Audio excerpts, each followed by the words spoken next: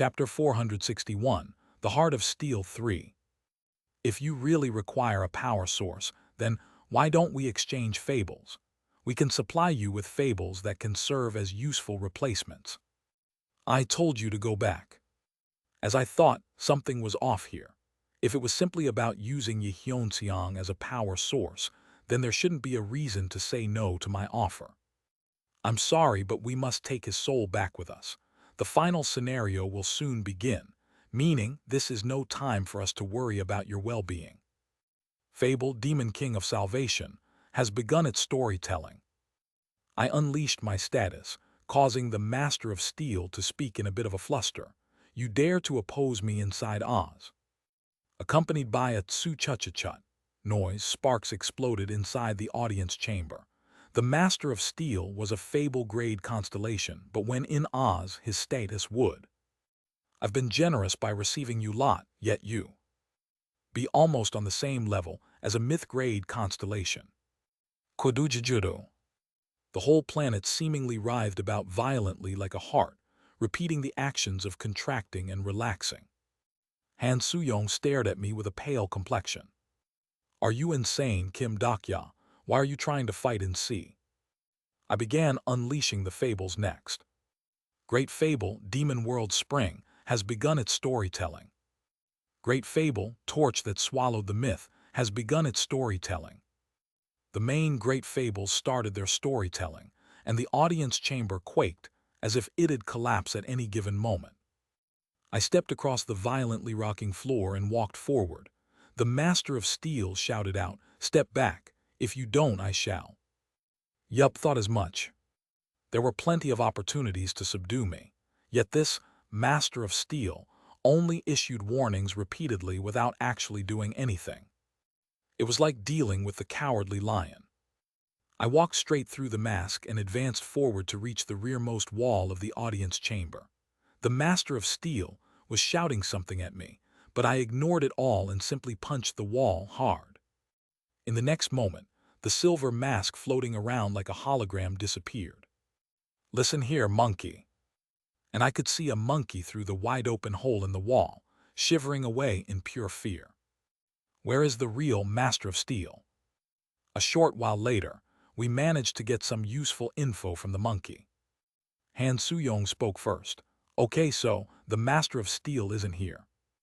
If you do this, the Master of Steel will. Switch off the true voice now. It doesn't even sound like a proper true voice anyway. Probably forgive you, said the now dejected monkey. It was likely that this monkey was a henchman of the real Master of Steel. I wasn't sure why, but this little guy was acting like a constellation in this place for some reason. Hang on, was it you who sent all those indirect messages until now then? Why, yes, that's right. However, I was accurately conveying the Master of Steel Nim's intentions. You were conveying his intentions. My question prompted the monkey's gaze to shift towards a corner of the audience chamber. That was where we could see an altar with a steel sword stabbed into its surface to resemble a cross. I took an especially closer look at the exterior of the sword. Now normally, I can hear the Master's intentions through that altar, but lately, messages from him have stopped arriving and I reached out to the steel sword. I felt a certain flinching jolt when I touched it. I had experienced a sensation like this one before. Although very faint, it was the same sensation I felt back when I came in contact with a different world line, which meant that the Master of Steel was in existence from another world line. But that was not possible. As far as I knew, the Master of Steel was Tin Woodman from the Wizard of Oz. Could it be that someone else had appropriated that constellation modifier? While I was stewing inside my thoughts, Han Soo-young asked the monkey, "Does the wretched state of your planet have something to do with that?" Well, some part of it, yes. But neglecting maintenance also contributed to the issue, as well. Every fable is bound to stagnate after all. It has been a really long time since magic has disappeared from Oz, you see. Do you actually know how old the fable of this place is? Don't know. Tourists don't come to Oz anymore. It's already been over 3 years since the last time the monthly average visitor numbers reached double digits. The monkey's eyes were dyed in the light of vague reminiscence, as if he was recalling the glory days of yore or something. Once upon a time, Oz was the #1 theme park in the Star Stream. Jiang Huiwen frowned deeply. I don't want to hear about stuff like that. So, are you going to return Hyunseong SC's soul or not? Well, that is a bit. Why not? The whole reason why we managed to maintain double-digit attendance numbers is due to Yi Hyunseong. That's why. What are you talking about? The monkey hesitated greatly before answering her. Have you heard the news that lately the powers of all great fables are in decline? Powers of the great fables are declining. It's not just Oz. Many fables that constitute great fables have all entered the path of stagnation similar to Oz's situation. But why? A certain fable that has appeared in recent times has begun eating into the percentages of other fables, you see. The monkey raised its head and with eyes full of resentment began glaring at me. I'm talking about you people's fable. In conclusion, we did get something out from the visit to the Emerald Castle. The monkey told us this. You can take Hyunseong away.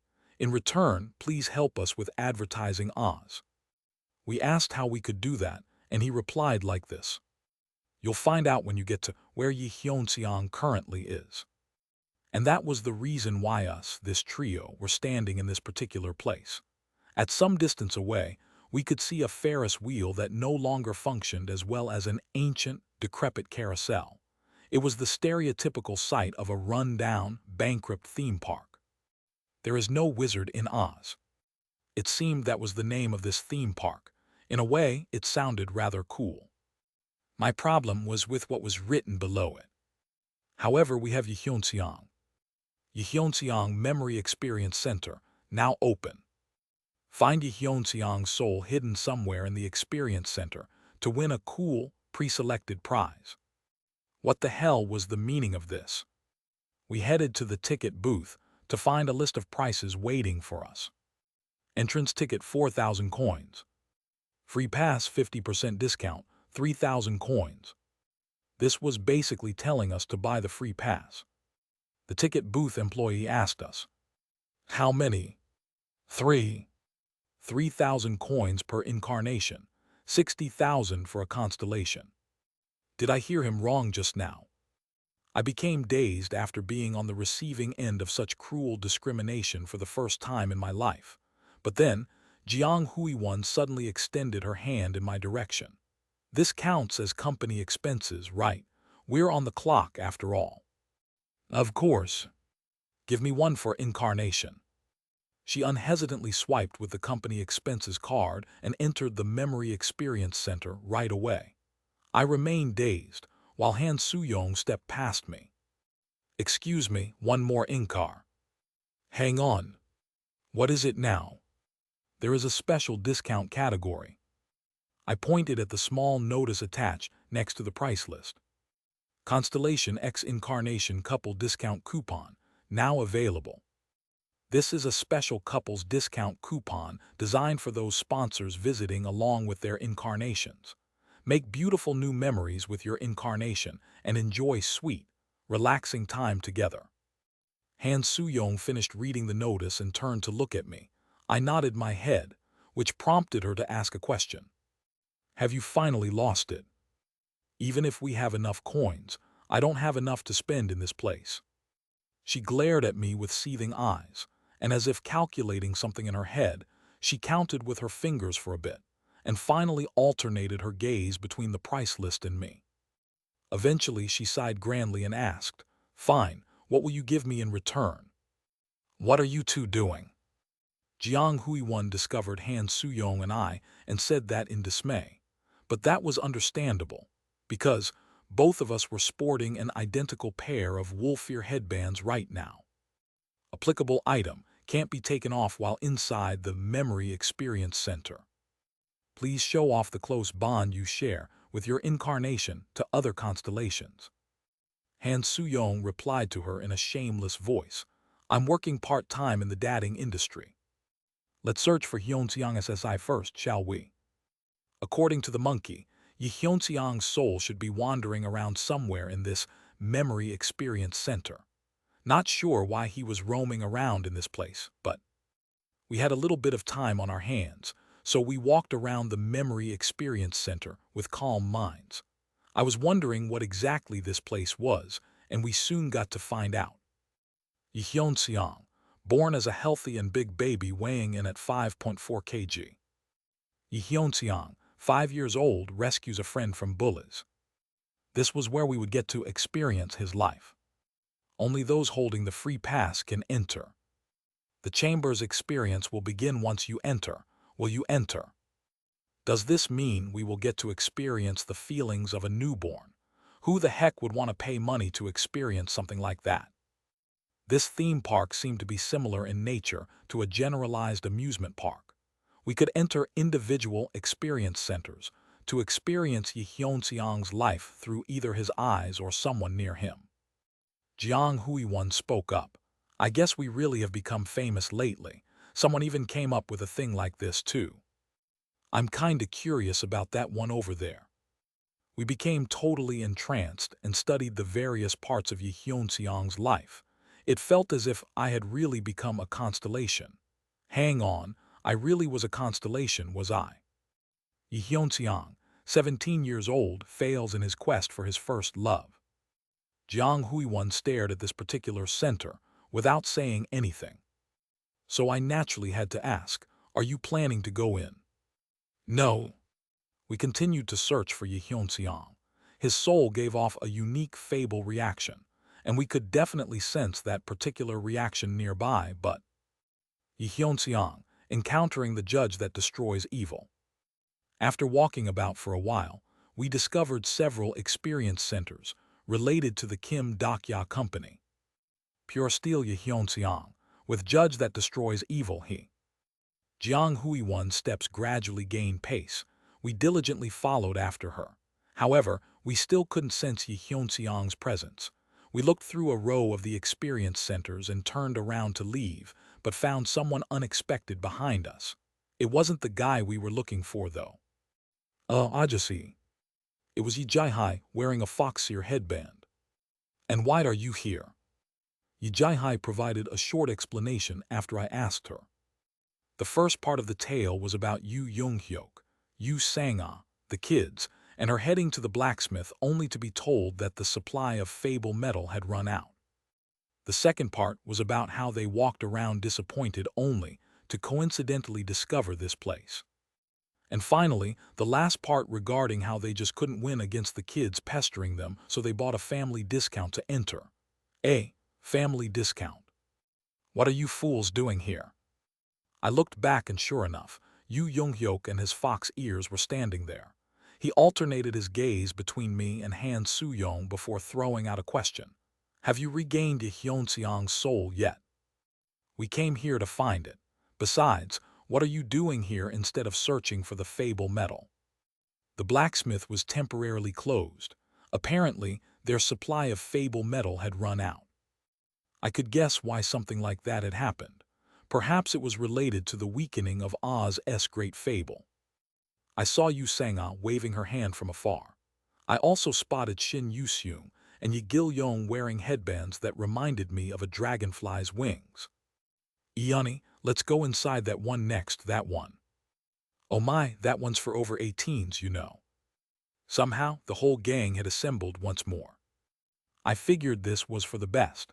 Since it had come to this, searching for Yi Hyun-seong together could save us from further trouble. It was then that Jiang Hui-won's voice came from a bit of distance away. Everyone, please come over here. We hurriedly went over to her side. And that's where we discovered a certain experience center with an especially high number of warning signs posted outside compared to the others we've seen so far. This experience center can only be entered by persons older than 18 years of age. After experiencing the possession, you might suffer from mental anguish due to the severe, harsh treatment. Caution should be exercised if South Korean male incarnations wish to use this center.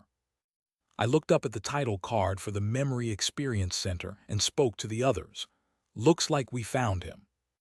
There was no doubt about it. The dull and slow-moving fable unique to Yeonseong could definitely be felt from this particular experience center. He was inside this thing. I reconfirmed the name of this experience center one more time.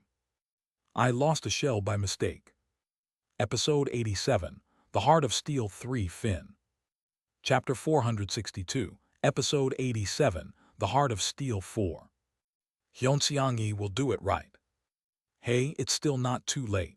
Tie the pet bottles to your legs and jump from the 3rd floor. Others eventually all serve anyway, so it's fine. Come back after becoming a man. Those were pretty common advice given to someone about to be drafted, just like his life. A life too busy chasing after what everyone else was doing. Just like everyone else, he had to sing Private's letter, and without a best friend nor a girlfriend to bid him goodbye, walked into the recruit training center. 53rd trainee. 53rd trainee Yeonseong here. Yeonseong's early military life wasn't so bad. Thanks to his naturally tall height and well-built muscles, he even got recommended to become a commander in training, too. He would have even graduated the training course with citations were it not for messing up the commander's pledge repeatedly. Trainee, do you think the words of your training supervisor are a joke? He realized it from an early age that he was rather slow-witted. Didn't matter what it was, he learned it later than everyone else, and he was also rather slow in analyzing his situations, too. Even then, he managed to live on relatively fine all because there were some people who appreciated his relaxed and honest personality. Unfortunately, there were no such people to be found in the army. Just why do I have to be paired with him in the buddy system? A big freaking body and nothing much besides. Yeonseong endured the trainee life, even as he was subjected to various insults and ridicules. By the time he completed the training course, he became someone who could finish showering in 5 minutes or pack his sleeping gear in less than 1 minute. Not too long afterwards, the moment he'd be dispatched to a base had arrived. This was the moment he had been waiting forever since he got drafted. Giving away sweet tips to those about to join the army, follow these instructions after you get to a base. Hot, 812. From the shoe inserts to use during prolonged marching, to being loved by his seniors after he got assigned to a base. The so-called sweet tips on the internet he diligently studied the day before joining the military was his only hope. His fellow trainees left one by one. He was the last one remaining, and the person to come fetch him was a person named Sergeant First Class Jeong.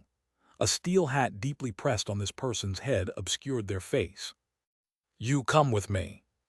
While he rode on the noisy military truck headed to somewhere, Yeonseong thought about his life one more time. He thought about the next couple of years ahead, as well as the trials and tribulations waiting for him. His new army base was in the middle of a small mountain, and so this would be where his army life would begin proper. He finished the simple registration process for a new recruit with the aid of a manager and headed off to the barracks. And the moment he opened the building's door wide. You must definitely do this. Yeonseong did exactly what the internet tip said he should do. Accept your newbie. If this was a regular army, his army life would have come to an end right there. That was, if this was the regular army base. As his duffel bag was flung in the air, everything around him slowed down to a crawl, like a slow-motion video. The bag slowly came undone midair. Unwashed army-issue underwears, toilet papers, and soap he used back in the boot camp very slowly scattered in the air. Also, Yeonseong's own triumphant, confident face, filled with the hope of his upcoming army life. As this scene resembling a tragedy-filled movie played out, someone suddenly asked a question. What should we do? That elicited a reply from someone else. Nothing much. This is who Yeonseong SSI is. In any case, let's accept this reality. The hardcore treatment last time didn't work, so this time, let's go with the promised progressive army concept. Stop being noisy and get it started already, Kim Dokya. Well then, let's start over again. And then, the scene began moving forward again. Splat. his duffel bag shooting forward seemingly out of a cannon, crashed on the floor like a real cannon shell. The atmosphere became icy in an instant as if someone poured cold water, and the glares of his seniors belatedly stabbed into Yehyun-seong. Cold sweat trickled down his back. Could it be that he made a mistake?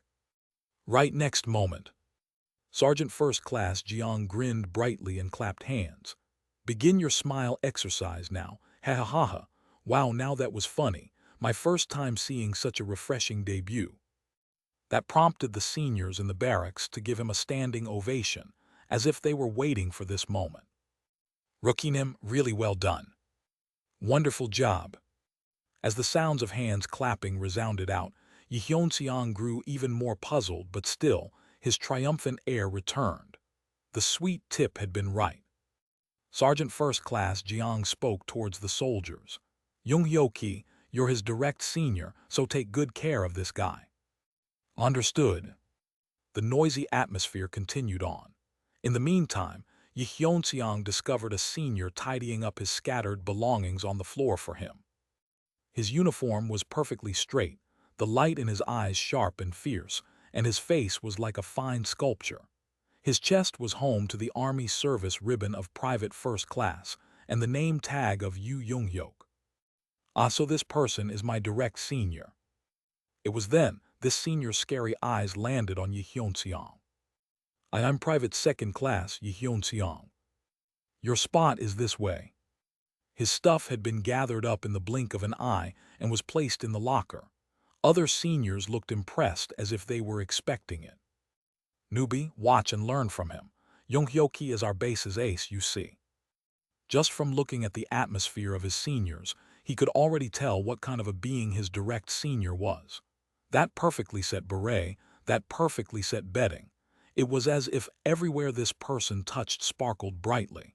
If he could carry on his army life just like this senior. "What's this? We have a newbie." It was at this moment that a cheerful voice came from the entrance.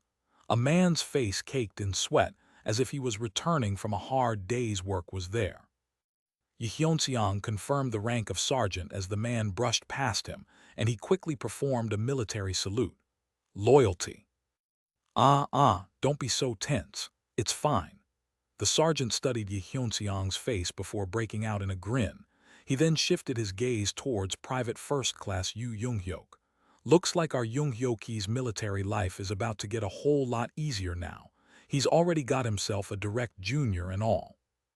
The complexion of the man snickering away was far too pale for a soldier. But why was this? The moment he saw this man, Yehyun-seong felt this sensation of the deepest corner of his heart ache a little. Soldiers confirmed the face of the man and shouted out, "Sergeant Kim Dok-yeon-im, good to see you back from your hard day's work." "All right, men. By the way, why isn't Young-hyo-ki greeting me?" "Welcome back." Private First Class Yu Young-hyuk trembled visibly, his complexion ashen white. It felt as his scowl didn't form out of fear, but more like out of sheer rage instead. Sergeant Kim Dok-ya shrugged his shoulders after observing his reaction, then spoke up. "Welcome to our squad, Yehyun-seong. I'm Private Second Class Yehyun-seong, sir." This was the first meeting between Yehyun-seong and the squad leader Kim Dok-ya. As far as the former's memories were concerned, that was. About 2 weeks went by since he was shipped out. During that time, Yehyun-seong got to learn various things about this base. For instance, about Sergeant Kim Dok-ya, the de facto authority in the squad he belonged to. "Got it. If that fool Yu Young-hyuk does something out of line, you must tell me right away." Private Second Class Yehyun-seong, there's no such thing." "Nope, listen, such a thing will happen. You already suffered plenty of times, you see." "I think I misheard you, sir." And then, Private First Class Yu Young-hyuk, who always stayed by his side and led by example, and also glared at Sergeant Kim Dok-ya every single chance he got. "Polish your military boots this way." Private Second Class Yehyun-seong, I'll work hard." Working hard has no meaning. The important thing is doing it right. Also, Medical Officer Lieutenant Yu, who periodically showed up to do health checkups. You have a bruising on your leg. Should I just have you discharged for health reasons? P. Private Second Class Hyun Seong. I'll be fine. Then should I stitch you up? I'm pretty good with needles. Then Sergeant First Class Jeong, who seemed to be disinterested, yet also meticulous, and sometimes looking at Yi Hyun Seong with a saddened expression. How is it you good? P. Private Second Class Yi Hyun Seong. I'll do my utmost best. It's fine if you don't. You always try your best anyway. Everyone here, they all had something weird about them. For the sake of establishing the culture of progressive army environment. However, if you were to pick the strangest person out of them all, then all soldiers must read web novels during their downtime. Reading web novels is the alpha and omega of a productive downtime. It was none other than the squad commander, Captain Han. That's enough, it's your downtime now. All of you read web novels. Loyalty. That's how Yi Hyun Seong's dreamlike soldier life began. However, he had no idea. Currently, Kim Dak-ya Company is challenging the Memory Experience Centers. I lost a shell by mistake. Applicable Experience Center's difficulty is rated hardest. Number of attempts to clear it is currently 3. He had no idea that this soldier life wasn't his first time. It didn't really need to be explained, but the total number of people participating in this scenario was 5. Yu Young-hyuk, Yu Sang-ah, Jiang Hui-won, Han Soo-yong, and myself. On a side note, the hidden scenario we got was this. Hidden scenario, I lost a shell by mistake. Type hidden. Difficulty. Clear condition. Incarnation, Yi Hyun Seong is trapped in his own memories. Resolve his trauma and rescue him from his memories. Time limit. Reward. Yi Hyun Seong's return. Possibility of acquiring main prize item related to strengthening of Oz's profile. Failure, acceleration of Oz's destruction. What a nonsensical scenario it was.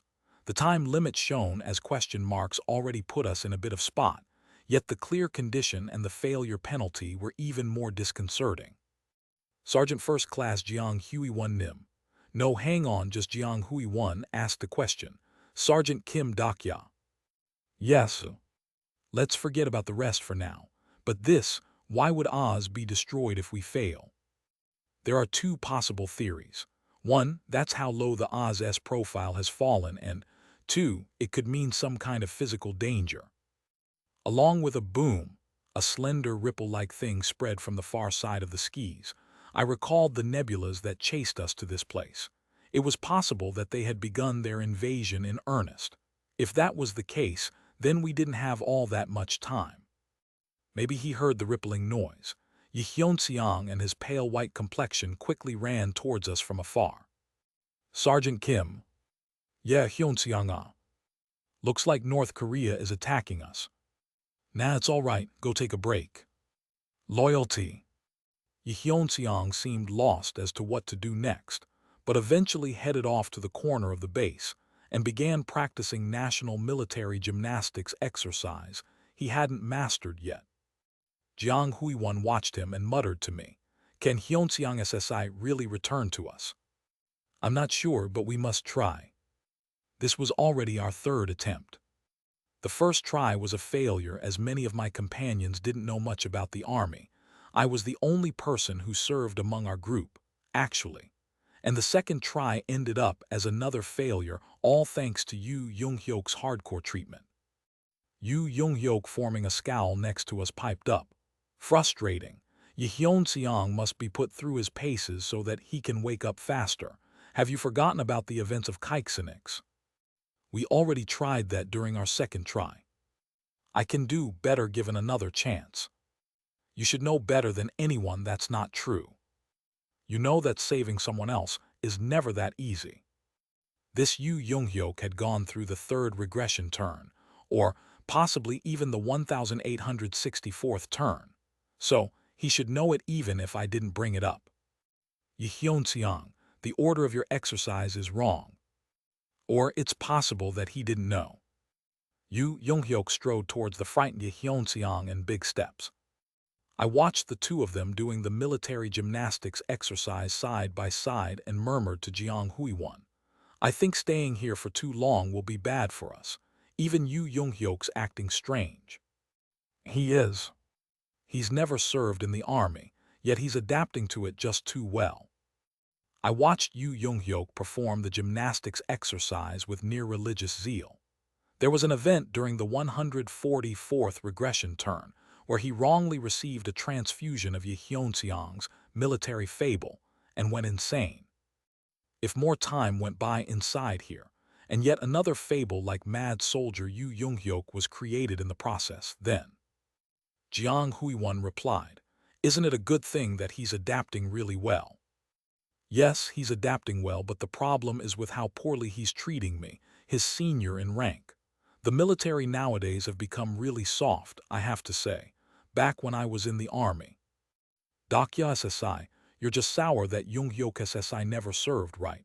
I mean, he was exempted, wasn't he? I replied to her in a calm manner. In any case, the situation isn't so bad if we exclude that part. Just by us being here, the planet Oz's profile is rising up after all. Currently, a large number of constellations are paying attention to the applicable scenario. Maybe the rumor of Kim Dakya Company creating yet another bizarre fable had made rounds out there, because visitors to BU's channel had increased. I couldn't be sure, but those nebulas targeting us right outside the planet were probably watching us right now. If they couldn't attack us immediately, then taking advantage of the situation would be a smart thing to do. Many constellations have entered the applicable channel. Planet Oz's fame is spreading far and wide. Brand new fable related to incarnation. Yi Hyunseong is germinating. The strange thing was, the newly entering constellations weren't the people that I knew of. Uriel, the great sage, the abyssal black flame dragon, Goryo's first sword. As if they were the tidewater receding away, all the modifiers I was glad to see were nowhere to be found. An ominous foreboding crept up in my mind. Did something happen to them? Portion of constellations are eagerly waiting for incarnation, Yi Hyunseong's return. I need to conclude this scenario quickly, so that I may get to find out what's going on, but is there really a need to clear it, though? Pardon?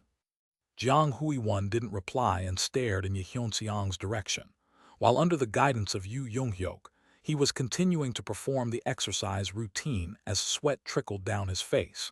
Maybe he got the order right this time because Yu Yonghyok could be seen nodding his head. Yi Hyunseong looked elated. Character Yi Hyunseong is feeling happy. Because he always harped on about manual this and manual that, I thought that Hyunseong SSI was a natural-born soldier. I agreed with her assessment, so I ended up nodding along. Yi Hyunseong's backstory wasn't discussed in depth within the ways of survival. The man named Yi Hyunseong, who lived and died by the rules of the field manual. But such a man was in reality, as far removed from those manuals than anything else out there. This world was where Yi Hyunseong's manual had come to life. Character Yi Hyunseong likes this place. Jiang Huiwan smiled powerlessly and spoke in a sorrowful voice. In a way, taking him away from here could be us being greedy. Certainly, Yi Hyunseong might be happier by remaining in Oz. Instead of wandering inside the hellish scenarios, spending simple, comfortable time within his memories could be a better life for him. Kugugugu. It was then we heard yet another deafening boom. Just as I was about to exchange glances with Jiang Huiwan, several channel messages floated up one after the other. Constellation, demon-like judge of fire has entered the channel. Constellation, abyssal black flame dragon has entered the channel. Constellation, Goryo's first sword has entered the channel. All those vanished constellations had returned to the channel at once, just before I could ask what happened, though. Constellation, demon-like judge of fire is trying to warn you of. Tsujujajut. All indirect messaging within the channel has been restricted. The indirect message was cut off. I raised my head to discover BU forming a surprised expression. Obviously, this wasn't her doing, so, in that case, who? Another boom spread out from the skis. Accompanying the noise akin to a giant drum being torn apart, the heavens far away began cracking up. Krayak. Udakya SSI. Something was going wrong here. Episode 87, The Heart of Steel 4, Finn. Chapter 463, Mythgrade Constellation 1. Uriel's mood wasn't so good. Where are you, RBU? The previous fables of Kim Dakya Company were currently on the Starstream's broadcasts, yet she couldn't pay attention to them. That couldn't be helped, though. The thoughts of previously laid-back Uriel had become rather complicated, what with everything that happened recently. The deciding factor was her running into the version of herself from the 999th world line and receiving a portion of her memories. I'm your only ally, Yu Jung-hyuk. I shall definitely end the scenarios and avenge. She knew that versions of herself existed in other world lines, but she didn't expect the experiences of knowing it and meeting one would be this different. The 999th regression turns world line. Just what exactly did she do in that world? So irritating. I'm not curious about the stories of another world line. Trying to follow the stories of my kids alone is plenty hard enough already. Uriel grumbled while hugging her head. Besides the Starstream, atmosphere seemed rather unsettled lately. As the final scenario approached, this vague, strange sense of tension circulated among all the constellations. So much so that a groundless rumor of the Bureau abandoning this world line was doing the rounds, too. Bureau has summoned the constellation, demon-like judge of Firenim. Will you answer the summon? Uriel's head shot up after hearing that sudden message. Why with such a timing? She pondered for a moment before tapping on the confirm button. When she did, she was transported to another location along with blinding rays of light. Transmission is complete. The place she arrived in was an unfamiliar empty field. Besides her, other constellations had arrived there before her. What's this, Gabriel? You're also here. The Bureau will spam you with messages if you refuse their call, after all. She looked around and spotted several dozen constellations gathering here. Just like her, many seemed to be curious about why they had been summoned. Even if the Bureau was a bunch of thugs, they wouldn't summon them here without a reason. Not only that, she recognized a few familiar faces, too, such as a short height with bandages tightly wrapped around in one arm. Oh my gosh, isn't this our little flame dragon? Uriel dashed towards the figure of the abyssal black flame dragon and performed a headlock. Cue an enemy sneak attack. It's me, your Archangel Noonan. Release me at once. Abyssal dragon freaked out and struggled inside Uriel's embrace.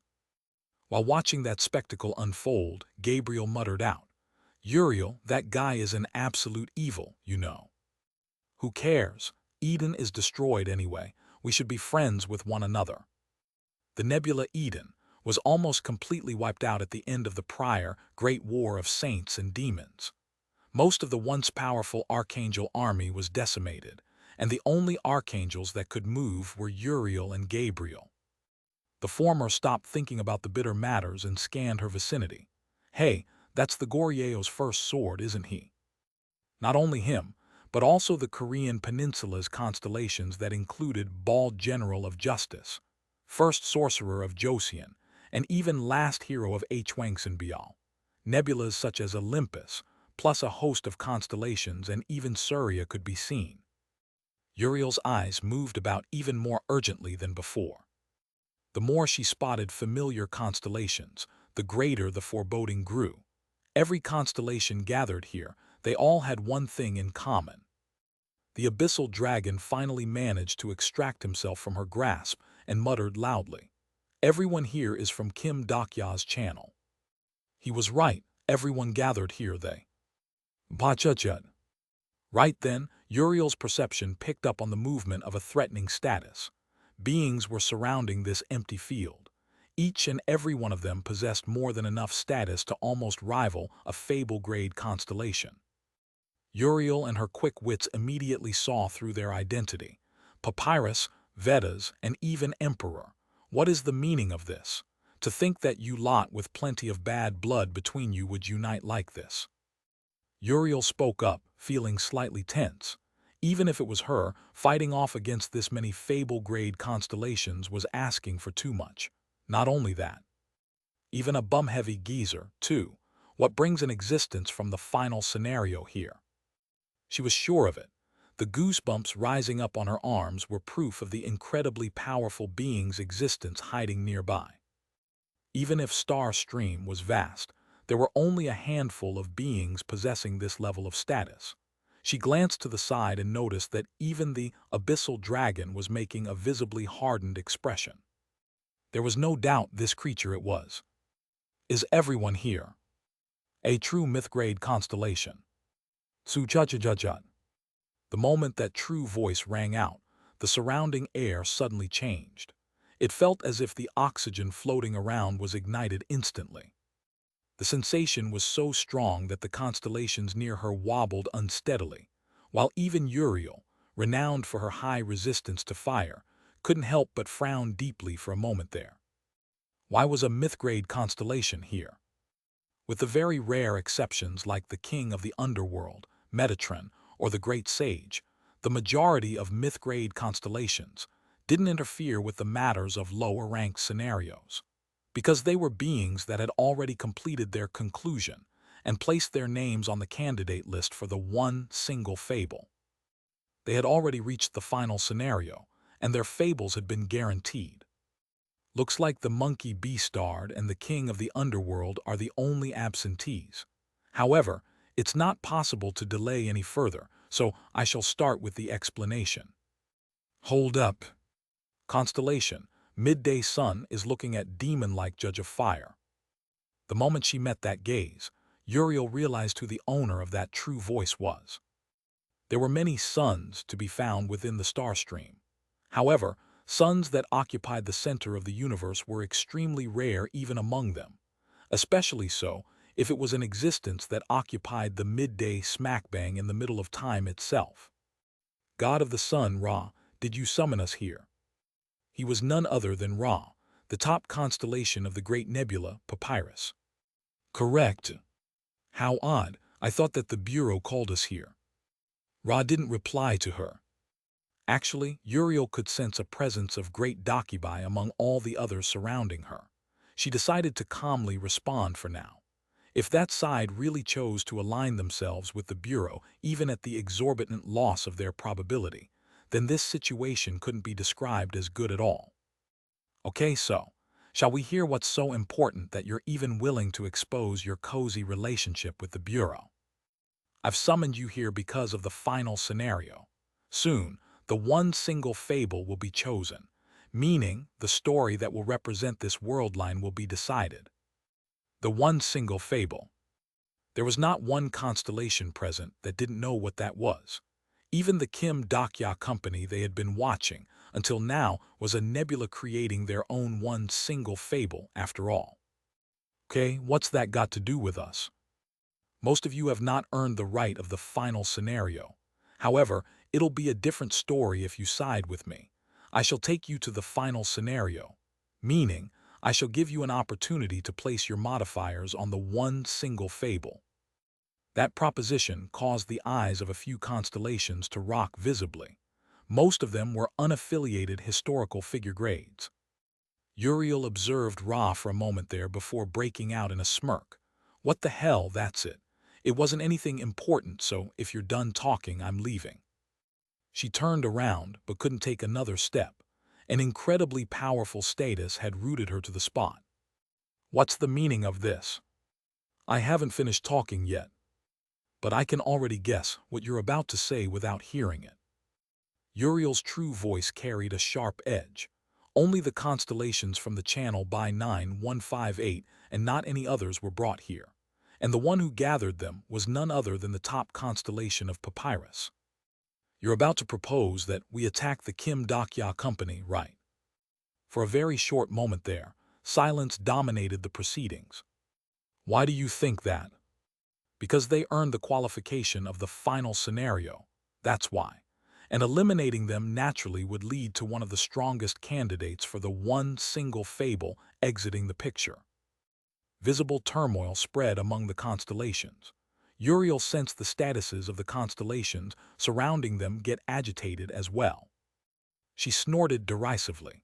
Really now, you lot called constellations just don't change even until the end, no.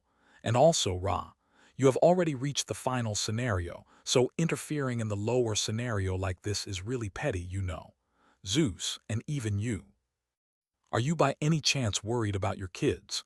You angry that your offsprings that inherited your fable couldn't win against fledgling Nebula and failed to become the candidates of the one final fable? And there was an incredible explosion, and Uriel's figure was buried deep into the ground. As she spat out a slew of expletives, Ra's true voice entered her ears. Fu Black Square, what the hell? Indeed, you're correct. This is the rage of a parent who didn't educate his children properly. This is the righteous rage of a parent who couldn't sit still and watch his children's future go astray because of pathetic losers who gave up on their conclusions, and a little Nebula not even a decade old.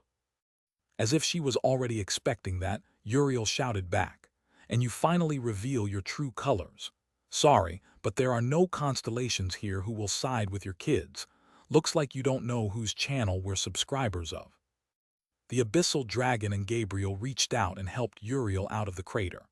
Behind them, the Korean Peninsula's constellations, including Goryeo's first sword and bald general, were nodding their heads. Uriel felt this inexplicable sense of contentment after meeting their gazes.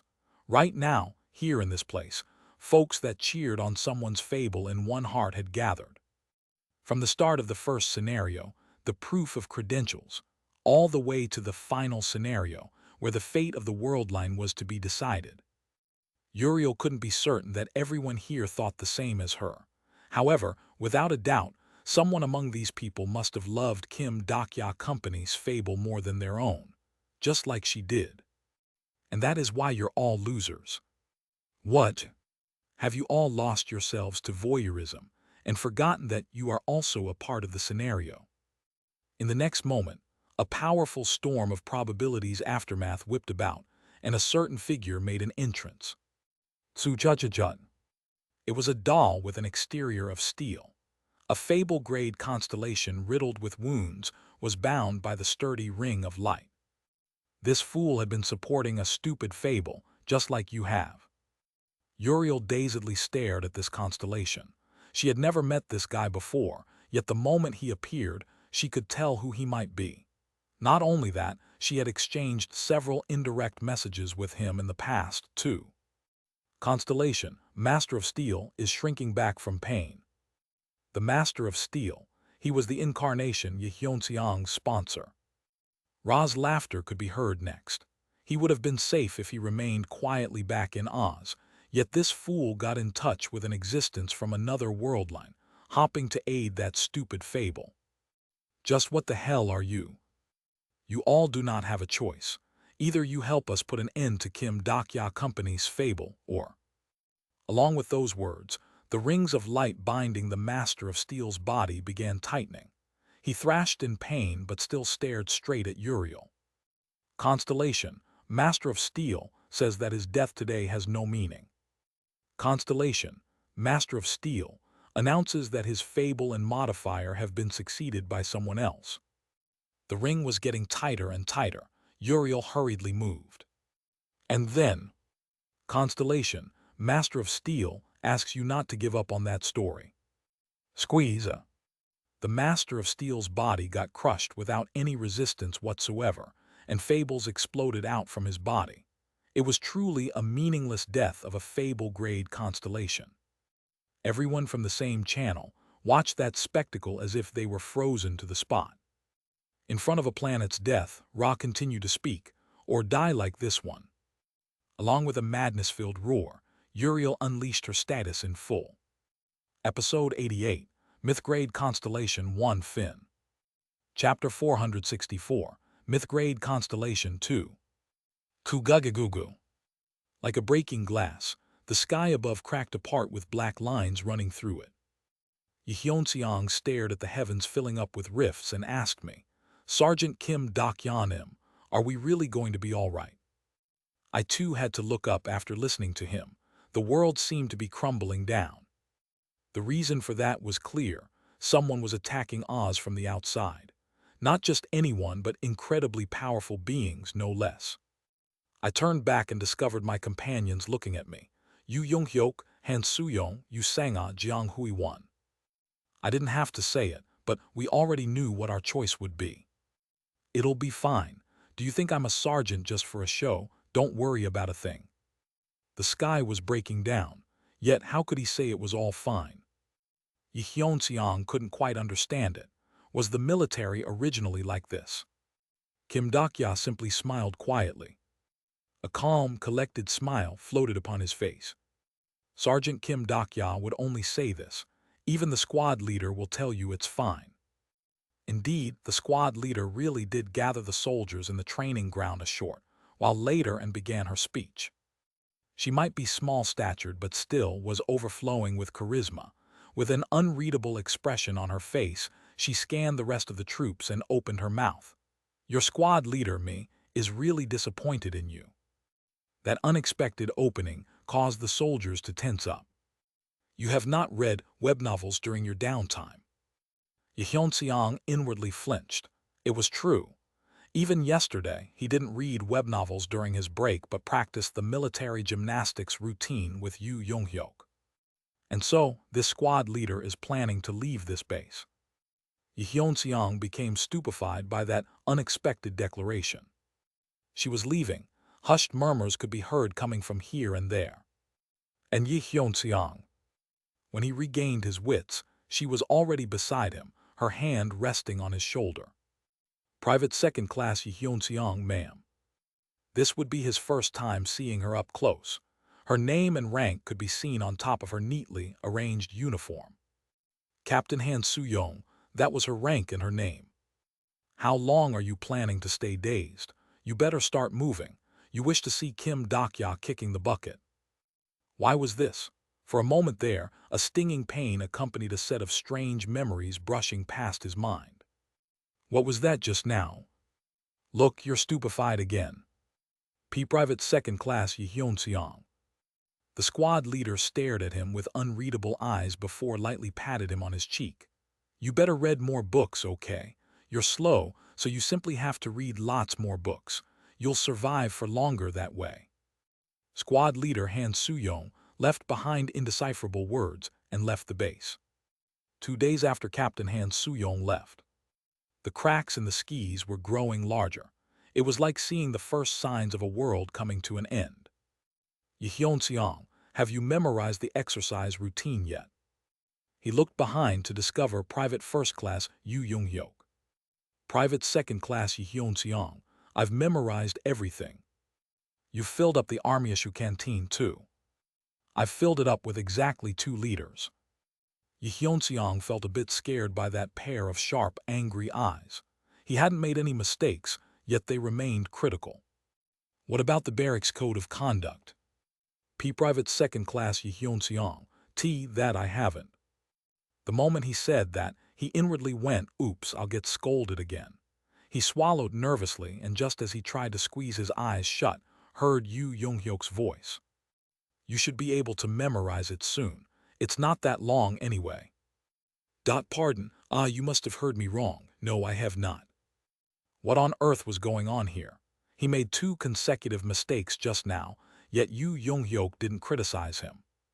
Not only that, those scary eyes were no longer angry when looking back at Yi Hyun-seong. "I will be shipping out tomorrow." "I don't quite follow, senior." "Yi Hyun-seong, you can't refer to the field manual on everything. You won't find a senior willing to aid you every single time." Why was this? Why did Private First Class Yu Young-hyuk's back turning around to leave feel so familiar to him? "There will come a time when you must make a choice not found within the manual." Those were the last words left behind by the Private First Class Yu Young-hyuk. Members of the squad began disappearing one by one. First, it was Captain Han Soo-young, Private First Class Yu Young-hyuk, followed by Lieutenant Yu Sang-ah.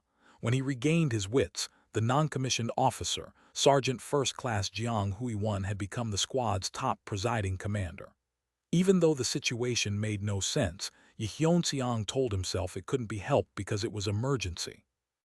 Yi Hyun-seong's daily tasks after performing the morning and evening roll call were to check the base's infrastructure or accompany Sergeant Kim Dak-ya to the barracks library. The military nowadays even stock wuxia novels. Wow, this is a really old book too. Kim Dak-ya loved books. Actually, it went beyond a simple love affair. He was the kind of a man who spent the whole day reading books.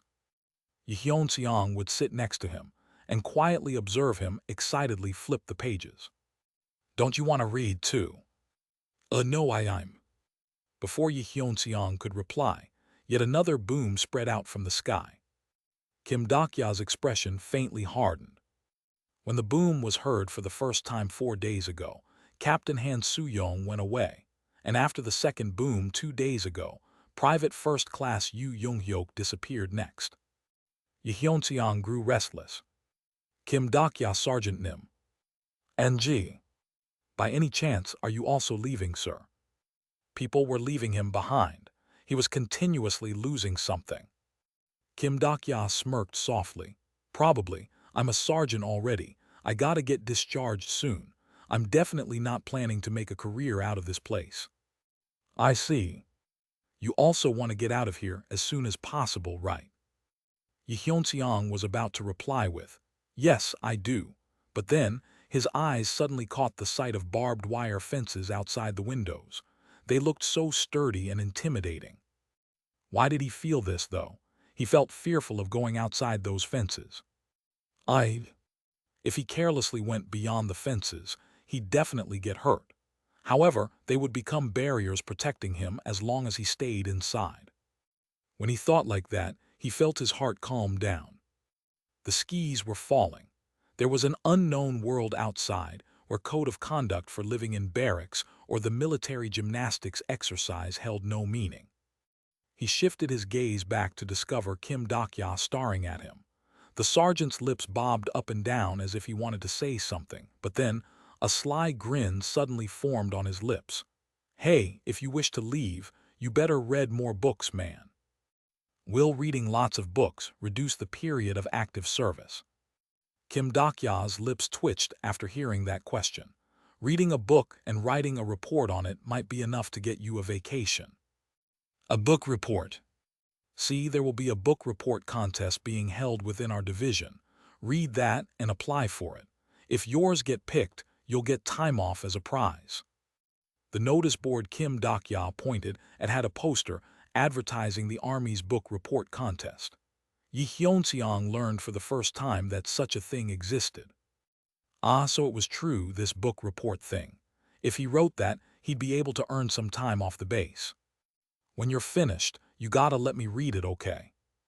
It was after the following morning's roll call that Sergeant Kim Dak-ya had vanished.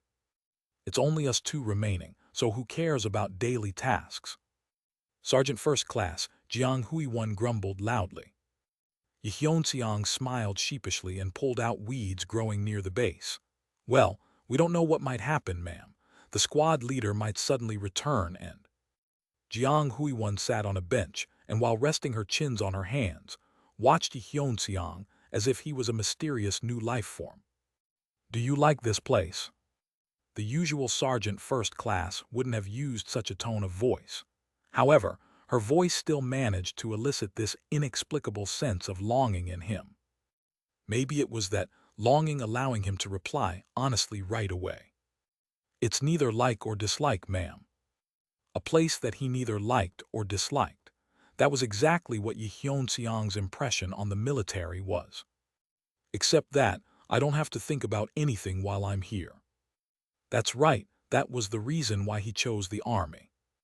While he was here, he could forget about the outside world. Employment, enrollment, gazes of others, issues of the outside world, family affairs, dilemmas he could never solve no matter what he did. But then, I've been thinking lately that I kind of like it here. What did he exactly like about this place anyway? He couldn't describe it properly. I like you. And why did his heart ache so much? Sergeant First Class Jiang Huiwan, looking straight at him, suddenly spoke up. In that case, you stay here, Yi Hyunseong. Wait for us until we come back. He couldn't reply with, I didn't quite catch you, because he simply couldn't mishear what she was saying. We'll protect your world. The moment he wanted to say something, blinding rays of light poured down from the sky, and the Sergeant First Class Jiang Huiwan disappeared from his view. Kudujadu. Before anyone had noticed it, the cracks in the skis had already swallowed up half of the heavens. And so Yi Hyunseong became alone. Just what am I doing? Is this place really an army base? The army that I knew is. Yi Hyunseong repeated his daily tasks and continued to protect the base with no one in it.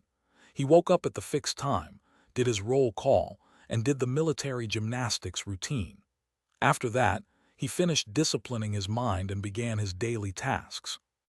However, he had no more things to do now. He even finished pulling out all the weeds found in the base yesterday. The book report. He belatedly recalled Kim Dakya's words. He was told to write a report, to read a book and write his report on it. Yi Hyunseong went up to the barracks library.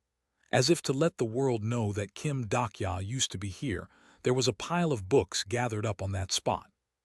He reached out to the book on top of that pile, all the while sensing this strange feeling. The book itself was a familiar one. The Wizard of Oz, Ver.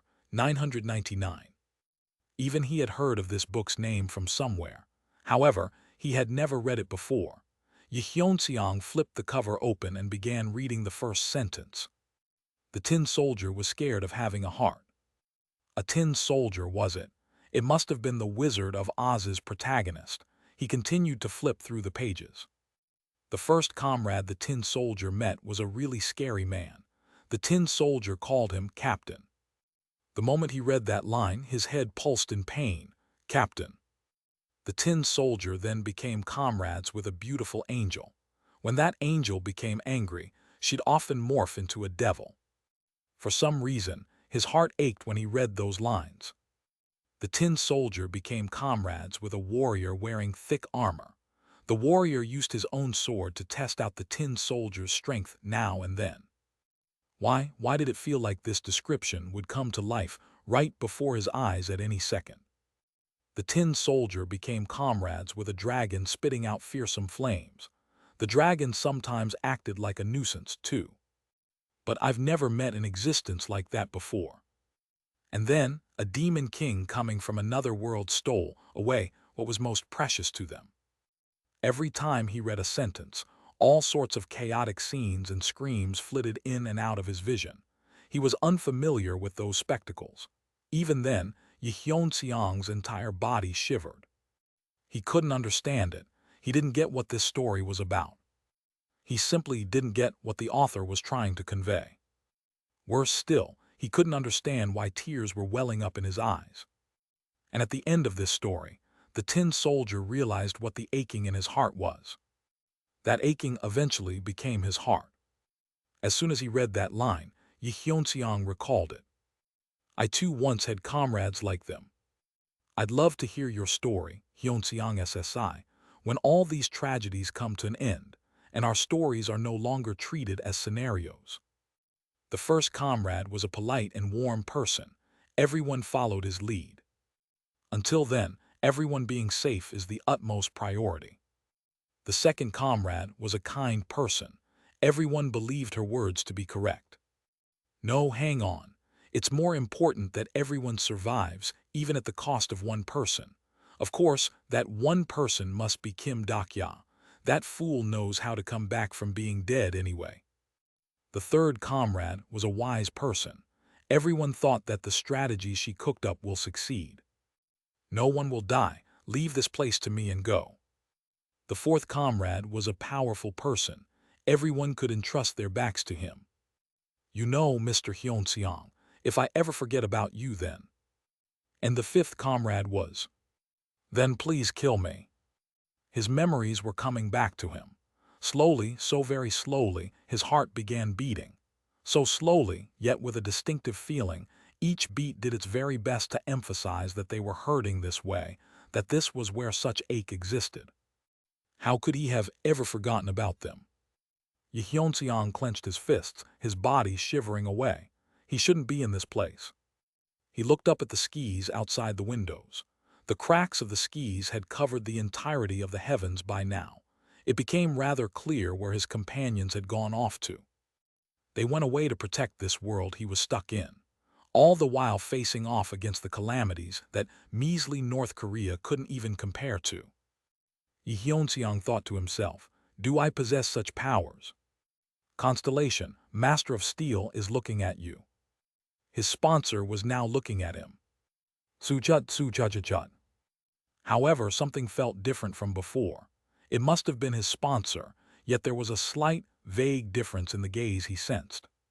Constellation, Master of Steel, asks if you're hurting. Lee Hyun-seong nodded his head. This emotion, this heart, I wish to protect it. He was scared.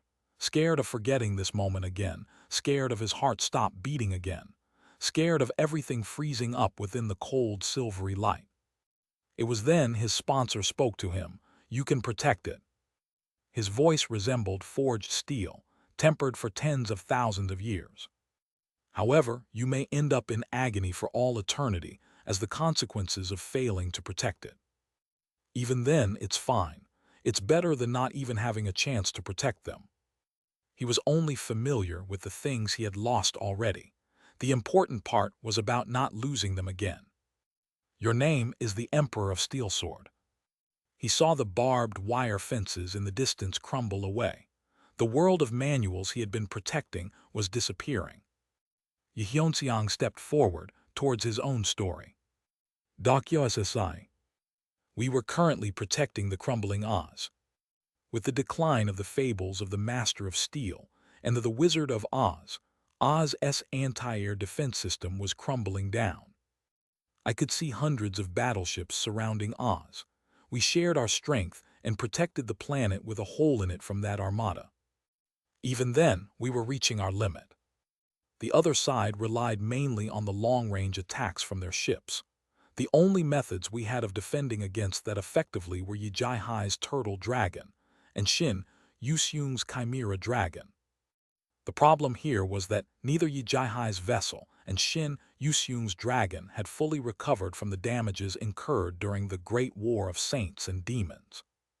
We originally came here to address that issue, but the anti-air defense will be rendered powerless soon.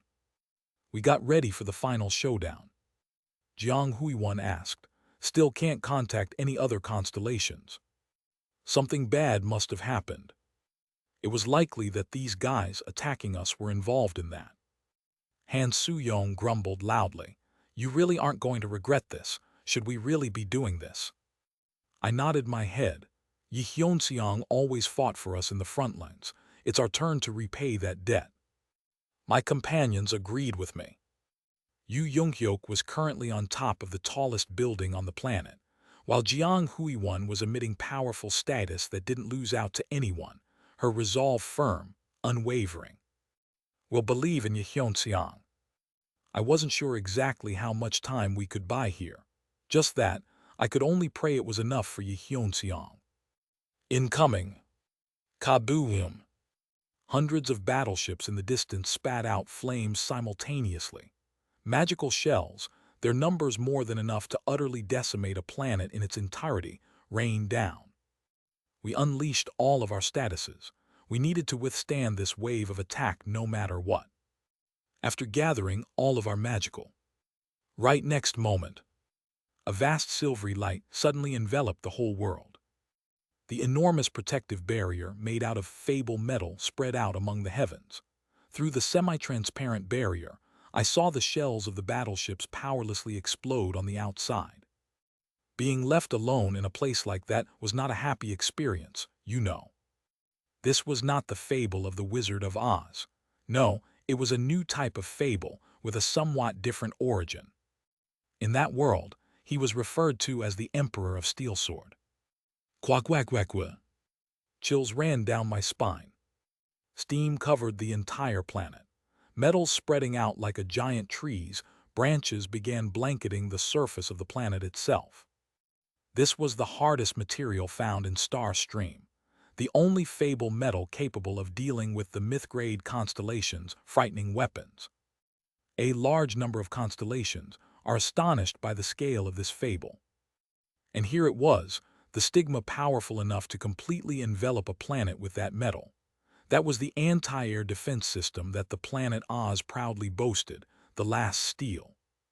Captain Yi Hyun-seong from the Giant Monsters Special Command, reporting. The man I was familiar with, blessed a height taller than Yu Jung-hyok's and boasting the sturdiest body. I have been discharged from the active service today. Stars of the skies could be seen staggering back now. Constellations from Nebula Papyrus are astonished by the revival of the Master of Steel. And now it was the time for the counterattack. Episode 88, Myth-Grade Constellation 2 Finn. Chapter 465, Myth-Grade Constellation 3. You have become a great Dakibai. You can now participate in the Great Dakibai's final ballot. Baehyung looked at the messages and slowly blinked. His appearance had changed a lot since meeting the Dakibai King. He was now in a complete humanoid figure like Baram, with the white tiger leather draped over his shoulders and 3 yellow horns emanating the powers of fable on his head. He had now become a full-on Great Dakibai. I shall be on my way now, Baram Nim. Are you planning to go to them? Baehyung didn't reply. But Baram continued on anyway. All Dakibis must select their own final stories when the end of times draws near, even if they could die telling that particular story. The story you're about to select has very low odds of victory. I'm aware. Not only that, they have made enemies of the Bureau and quite a number of other great Dakibis, too. I'm also aware of that. There was no Dakibai alive who didn't know what it meant to become enemies with the Bureau in Starstream. Even still, I'd like to see the end of this world with that story. Baehyung had chosen his last fable. Dakyo SSI. Have you come out to enjoy your vacation? Don't be like that. I told you it's not a vacation but a discharge. A real discharge then. Yes, Yi Hyun-seong smiled brightly. I won't be a soldier anymore. I observed the silvery fable leaking out from his entire figure. When reading the opening sentences of some novels, you get a certain sense of what they are like, and fables were similar in that regard. That resolute silver hue, the unwavering will tempered through a lengthy period of time. Back in the Isle of Reincarnators, the one invincible fist Yu Hoseong said this: in order to rule over certain fables, you needed to understand it first. However, just like how it was impossible to fully understand another human being, it was also impossible to fully understand a fable. What we can do instead is to come up with an interpretation of our own. In that case, this was the answer Yi Hyun-seong had come up with. Fable, Ruler of Steel, has begun its storytelling. That was the core fable possessed by the Master of Steel. The fact that he could finally wield it meant that Yi Hyun-seong had reached the last phase in the steel transformation. I didn't get to write a report, but I still understood why you asked me to read that book, Dakya SSI, said Yi Hyun-seong before reverting to a more cautious voice. Was that perhaps the story from the 999th regression turn world line? I was somewhat surprised, didn't expect that he'd think that far ahead. I believe that might be the case. But then, why was that story transformed into the Wizard of Oz? From my own knowledge base, Oz's founding fable was the Wizard of Oz. However, the fable forming its foundation had been altered. Not only that, to a story from the 999th turn, no less. I wasn't sure what all this meant yet, but still, I could think of something. The meaning of altering the basis of a fable was quite clear after all. Sponsor of Incarnation, Yi Hyun-seong is now looking at you. I might have not noticed the faintly altered gaze if it was in the past. It was not the same aura of the Master of Steel I knew of. I shifted my gaze towards the Emerald Tower where that altar was located at, and then, recalled the large steel sword I saw in the audience chamber. Hyunseong Ajasi. Our companions preparing for the enemy's attacks below the tower rushed towards us. Hyunseong Ajasi, are you all right? Shin Yuseung and Yigilyong jumping around grasped the tall, sturdy man's hands tightly. Yu Younghyuk arriving a step later muttered out, looks like you were safely discharged. Both Yu Sanga and Han Suyong decided to chime in, too. Congratulations on your discharge. If you need your squad leader again, just give me a shout. The last person to rush in was Jiang Huiwan, who was getting ready to fend off the enemy's attacks in the farthest location. She stopped about a dozen meters or so away, and while her lips twitched, she kept staring in this direction. Yeonseong smiled at her, Huiwan SSI. I began wondering if I should make my exit from here about now, but the person who solved that dilemma was a completely unexpected person. Hey, you lot, do your emotional reunion later. It's not over yet, you know. Yi Jai shouted out as she summoned the turtle dragon in the air. She was right. The nebulas outside the planet hadn't withdrawn their battle line yet. No, rather than retreating, an even higher number of battleships were actually showing up now.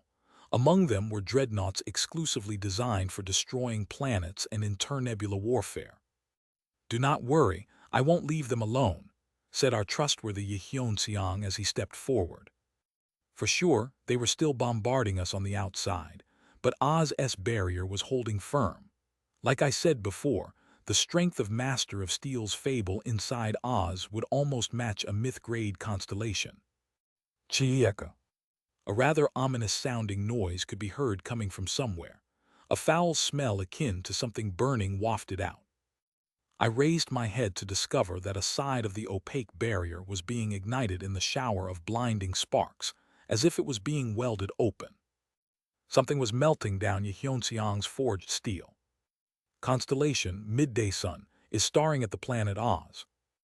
Right then, I sensed Yi Hyun-seong's body stiffen up greatly. He had covered the whole planet for us, so no doubt he was currently fully exposed to the status of that gaze. Even if he was almost on the level of a myth-grade constellation, that still didn't mean he was equal to one. I placed my hand on his shoulder. His trembling lessened a little after receiving a share of the nebula's probability. One shouldn't fight alone just because he had gotten a little bit stronger, because we were a nebula just like them. Looks like a real big shot has personally made an entrance. I knew of the modifier of Midday Sun. Now normally, that guy should never be able to come here. It was the top constellation of the nebula, Papyrus, and the meaning of him coming here personally could only be. Constellation, Midday Sun, has revealed its intention to Star Stream, that he no longer wished to hide their true intentions. Nebula Papyrus has revealed their animosity towards Nebula Kim Dokya Company. Two nebulas recorded as the candidates for one single fable are clashing. The expressions of the companions hardened after receiving that never-before-seen message. Something was about to get underway.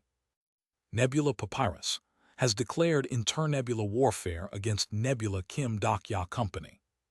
It was exceedingly rare in Star Stream for a great nebula to officially declare war against another, because internebula warfare would never lead to a good result for all sides involved. There must have been a reason for them declaring one right now, even though they knew the truth. Conditions to activate the restricted main scenario has been satisfied. Applicable scenario will be issued only to the nebulas recorded as the candidates of one single fable. Main Scenario 98, Candidate Selection War Restricted.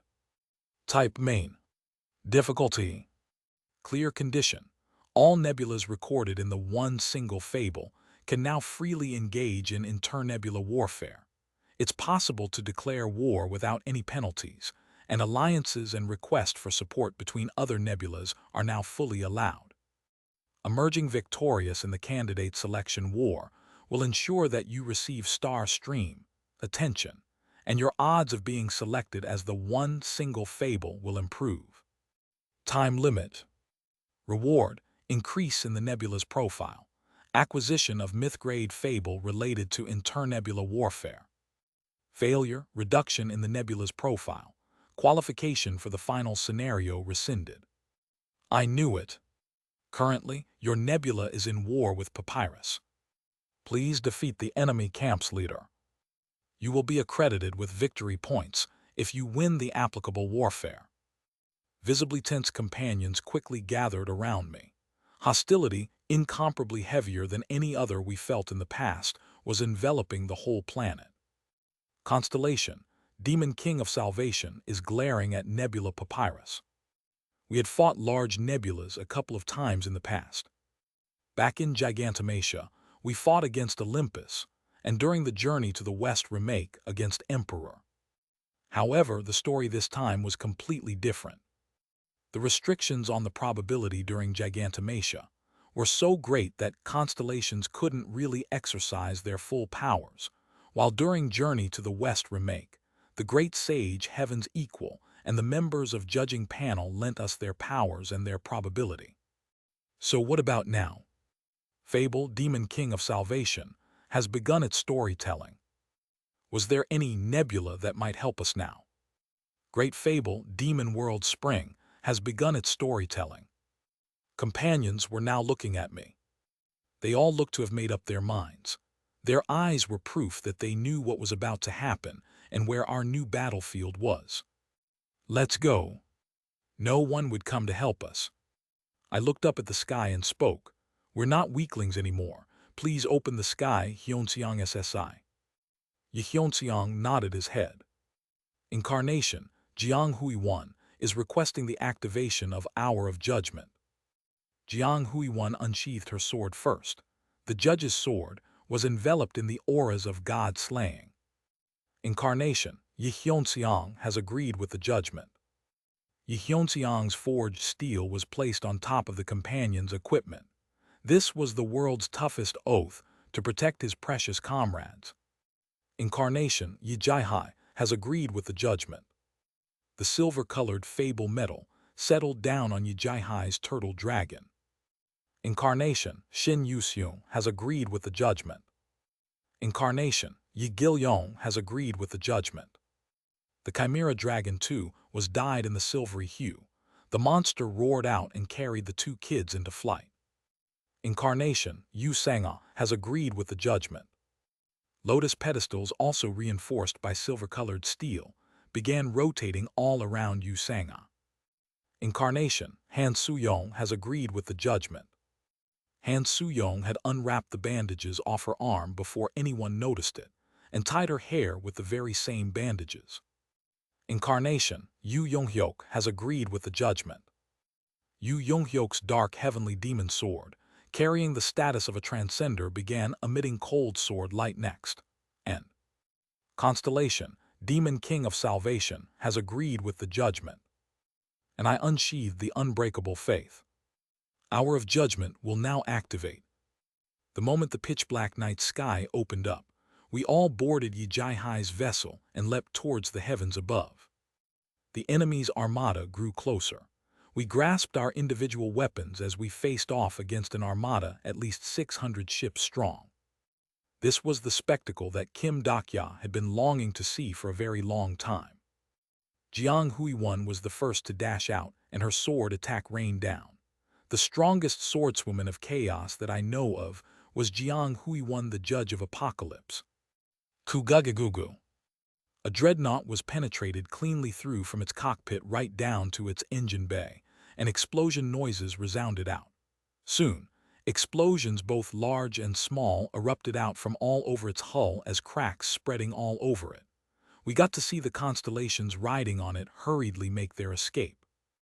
Not missing that opening, Yi Jai-hai's turtle dragon began its violent assault. Boom! Our vessel broke through the explosions, emerging unscathed. Yi Hyunseong's fable metal had protected everyone. Yi Jai-hai stepped forward. She was the greatest incarnation there was when it came to large-scale warfare, capable of destroying 100+ enemy ships with only one vessel. The naval admiral Yi Jai-hai ordered the shelling to commence. I just see we're going too. Following on the cannon fires, Shin Yuseung's chimera dragon also took flight as well. The leader had to be brought down first to end this warfare. So, as we had a small number of participants, there was only one choice we could make, really, an all-out blitzkrieg. Shin Yuseung the Beast Lord, and Yi Gilyon the Insect King, two of the most complete tamers that I knew of, carved out a path for us. Chimera Dragon, under Shin Yuseung's control, fired the breath to accurately strike down mid-sized enemy ships, while Yi Gilyong's insects crawled through any open gaps found to deal with dozens of smaller vessels trying to rush in at us. Stop right there. Insects crawled into the engines of smaller vessels and caused a series of huge explosions, thrusting the battlefield into pure chaos instantly. Perhaps thinking that this couldn't go on anymore, Fable-grade constellations began crawling out from the battleships one by one.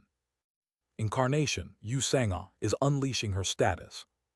Fable Hour of Mandala is activating. The moment Yu Sangha activated her Fable, the movements of the enemy constellation slowed down visibly. That shocked me. I was already aware of her inheriting a portion of Sakyamuni's powers, but didn't expect her to wield this much of an authority over it. An ability to control the flow of time itself. I can't continue this for long, said Yu Sangha. It won't take that long.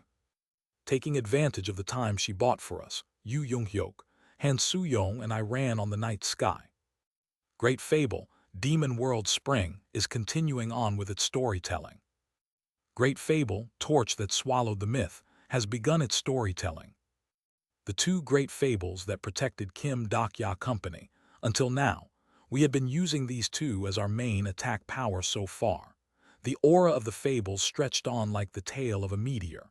The space we flew past was engraved with sparkling stars. We had already broken past countless battleships, yet hundreds of constellations were still blocking our path.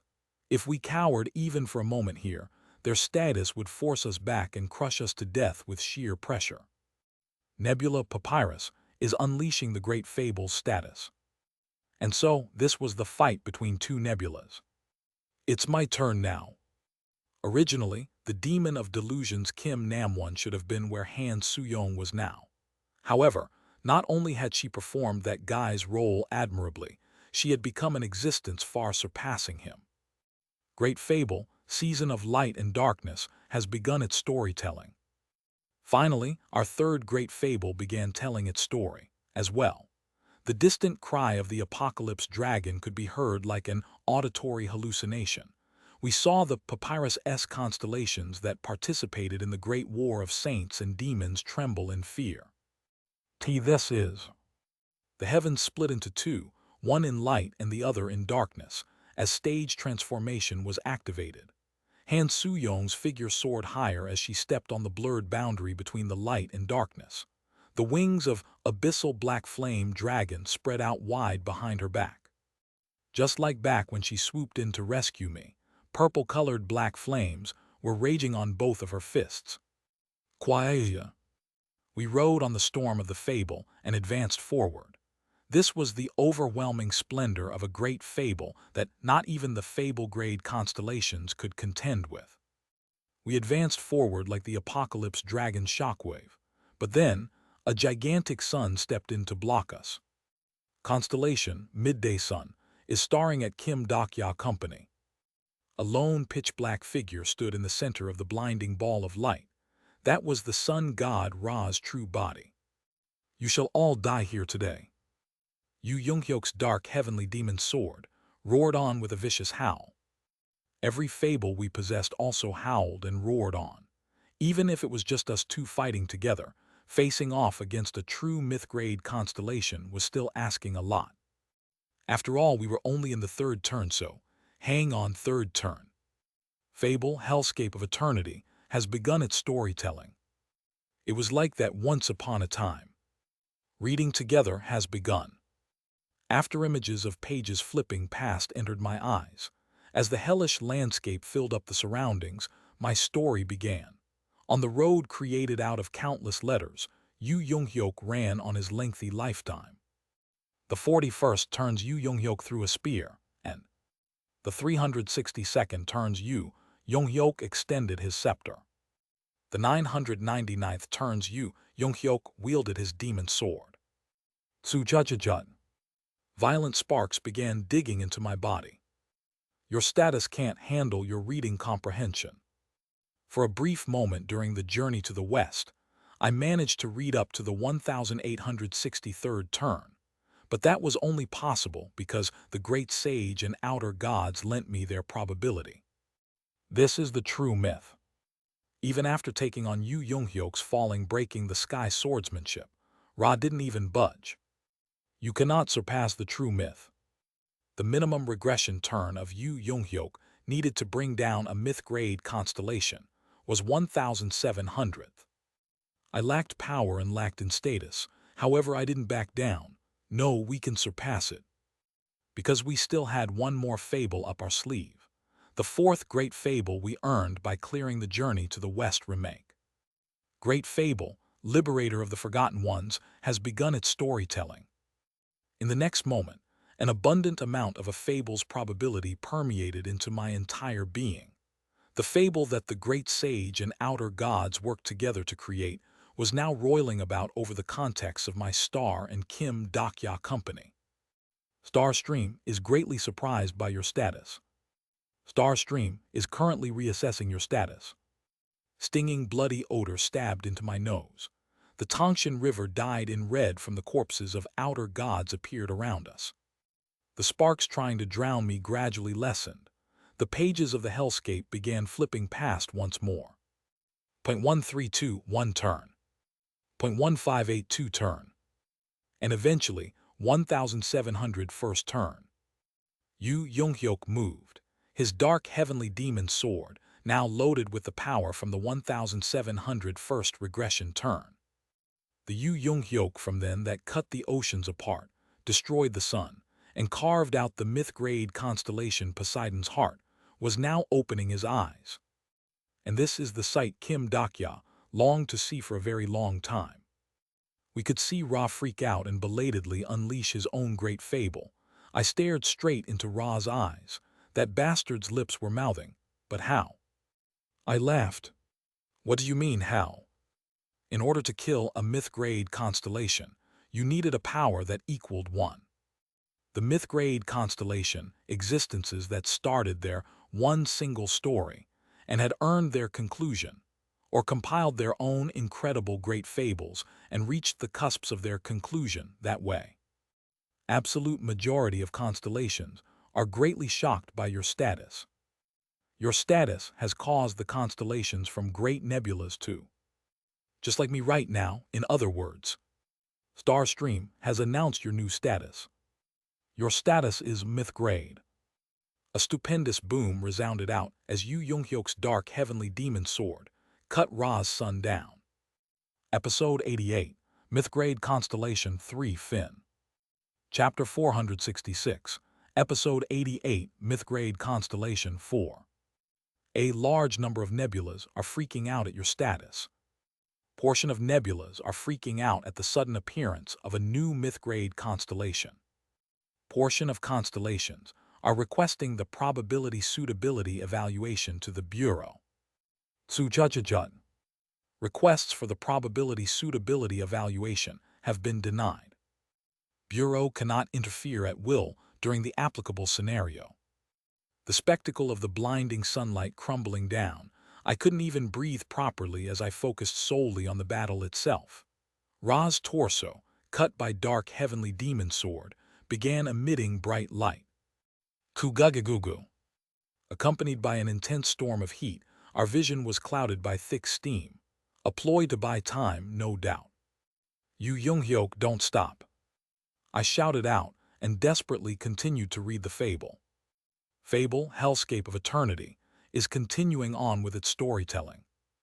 Fable, Comrade of Life and Death, is amplifying the effects of other fables. I recalled the 1,700 first regression turn of Yu Yonghyok that I read in the past. Yu Yonghyok had fought against Poseidon one-on-one in that turn. On the border where the ocean's boundaries meet, Iron Blood conquering king unsheathed his sword. Poseidon, today you shall die. a life that carried on for 1700 lifetimes. The swordsmanship born out of this life now shone brilliantly. Yu Yonghyok's blade moved as if to recreate that very battle. His sword gradually became faster and faster to utterly destroy Ra's son. Constellation, Midday Sun, is enraged from the pain. Kwagegigagaga. Yu Yonghyok's blade continued to dance on the stage I read into reality. An incredible storm of probabilities aftermath tried to crush me, but four great fables responded to each other and allowed me to endure the after effects.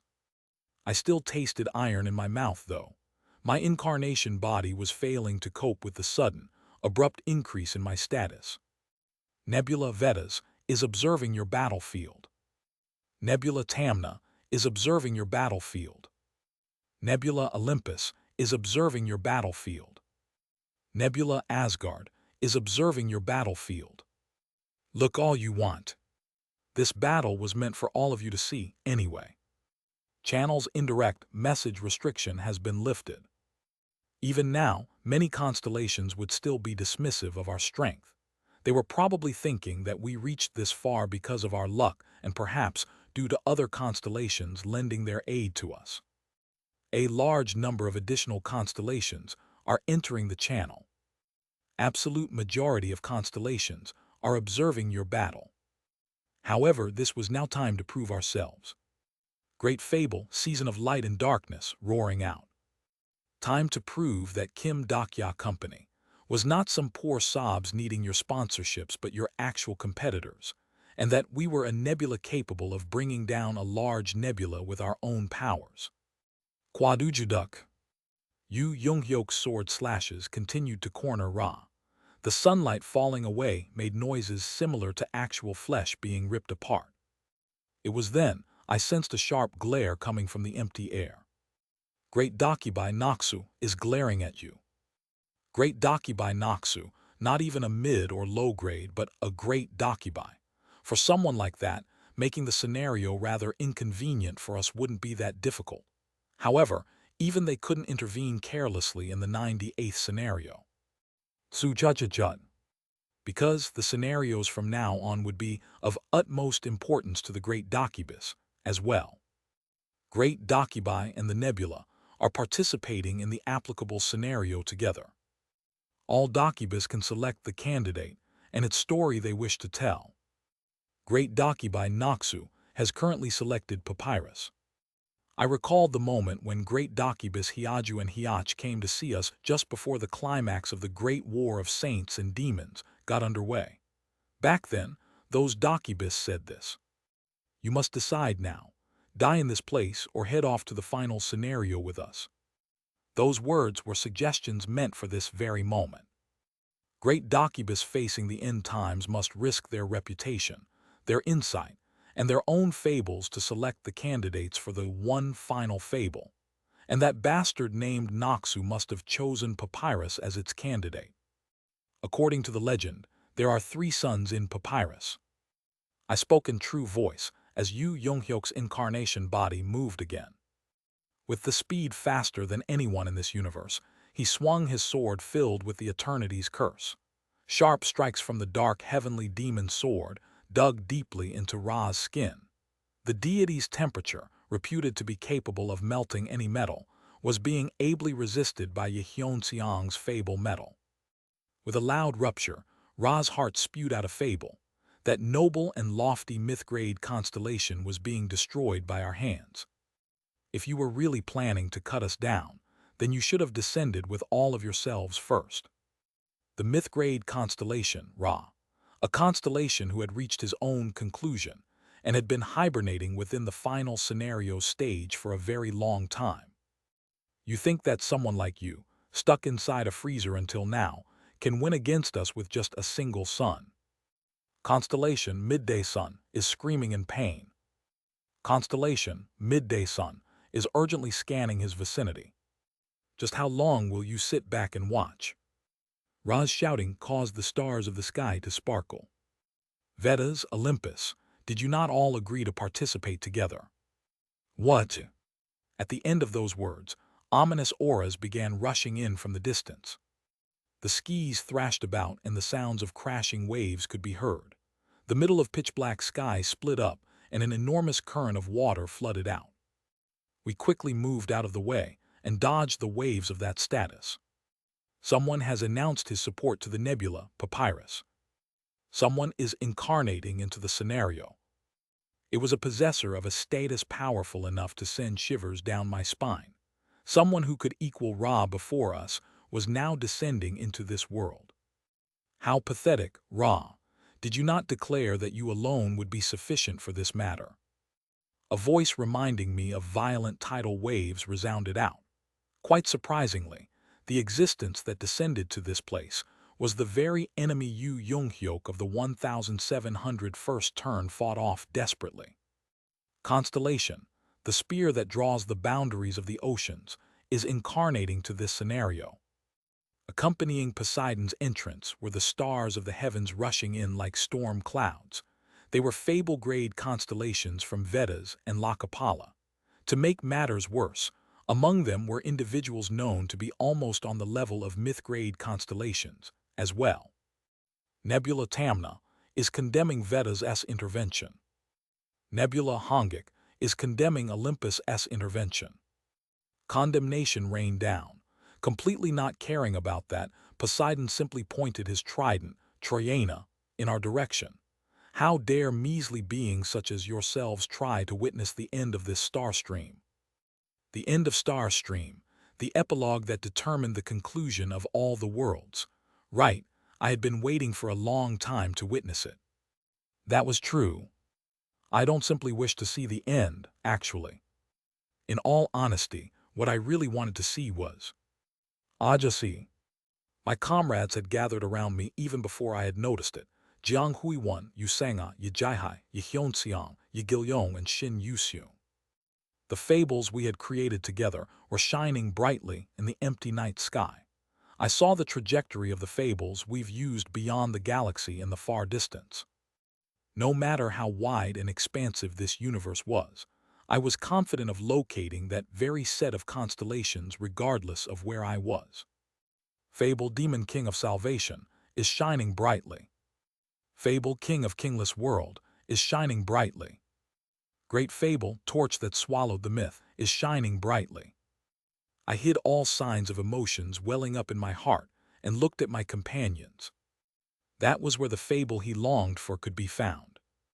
Poseidon, emitting powerful status, extended his hand towards us. What a noisy little full stop you are. Now, disappear. Vedas' army rushed in. My companions tensed up and gathered around me. I addressed them. I love the fable I managed to create with all of you, although we encountered many painful, sad things. Even then, I loved this story so much so that I wished for it to continue on forever. That's not your final wish now, is it? Jiang Huiwan asked after seeing my expression. She probably sensed something ominous from it. I simply smiled back at her before staring at the empty skis beyond the nebula's army rushing in at us. My mother once told me this. A person who watched a certain story for a long time would eventually grow to resemble that story. Perhaps that logic also applied to these stars, too. Die. Just before the tsunami wave of Vedas' army pounced on us, though. Constellation, demon-like judge of fire, is incarnating into the scenario. The night sky split up and the waterfall made out of hellish flames flooded out. A lone constellation riding on the fiery waves started massacring other constellations with her sword burning in flames. The archangel that I liked the best was right there. Black Square CKU, you Black Square seeking bastards. The true voices of constellations freaking out could be heard over that torrent of expletives. But how, you were definitely.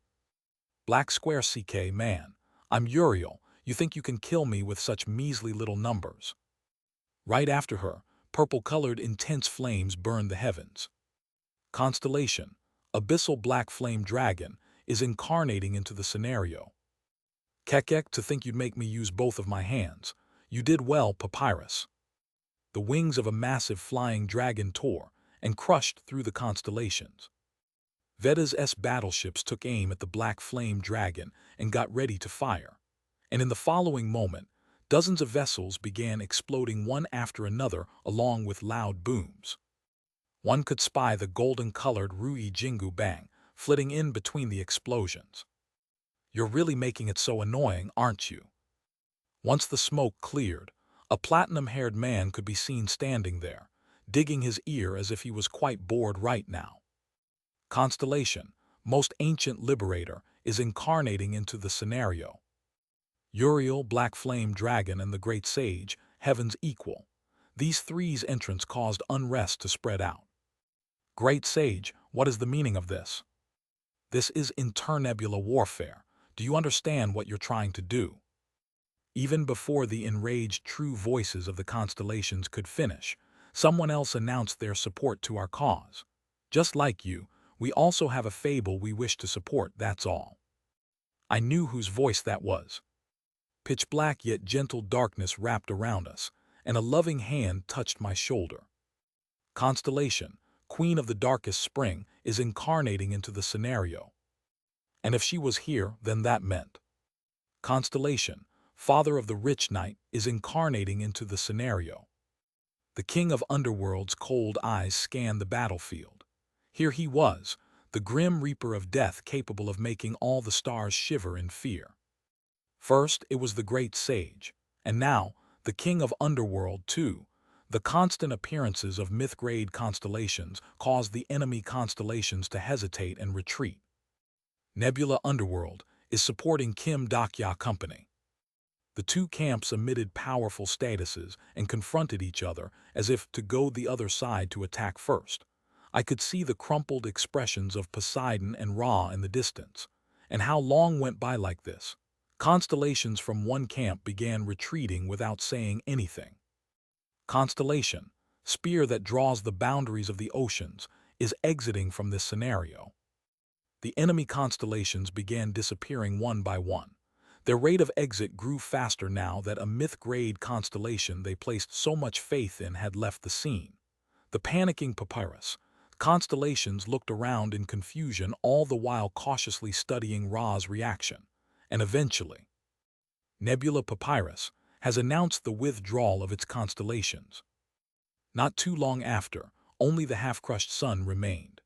Ra gritted its teeth noisily and glared at us, but before long, the sounds of a star scattering away could be heard. Constellation, Midday Sun, is exiting from the scenario. The glow of setting sun filled the sky, and the bright ball of fire disappeared below the horizon. Finally, this scenario's victors had been decided. And this is the sight Kim Dakya longed to see for a very long time. Within the sunset's soft glow, I looked back to my companions. Some things didn't work out as he had been hoping. While staring at the disappearing sunlight, Yu Yonghyuk was still gripping the dark heavenly demon sword tightly. Meanwhile, some things went better than he expected. Han Suyong, her lips twitching slightly, hurriedly wrapped the bandages around her arm while going, "Ouch, ouch, ouch." There were moments where they got lucky irrelevant of their intentions. Yu Sang sighed gently and smiled back at me. However, all those events came together to create this very moment in time. Nebula Kim Dakya Company has won the internebula warfare. Reward payout is being prepared. Both the companions and I didn't say anything.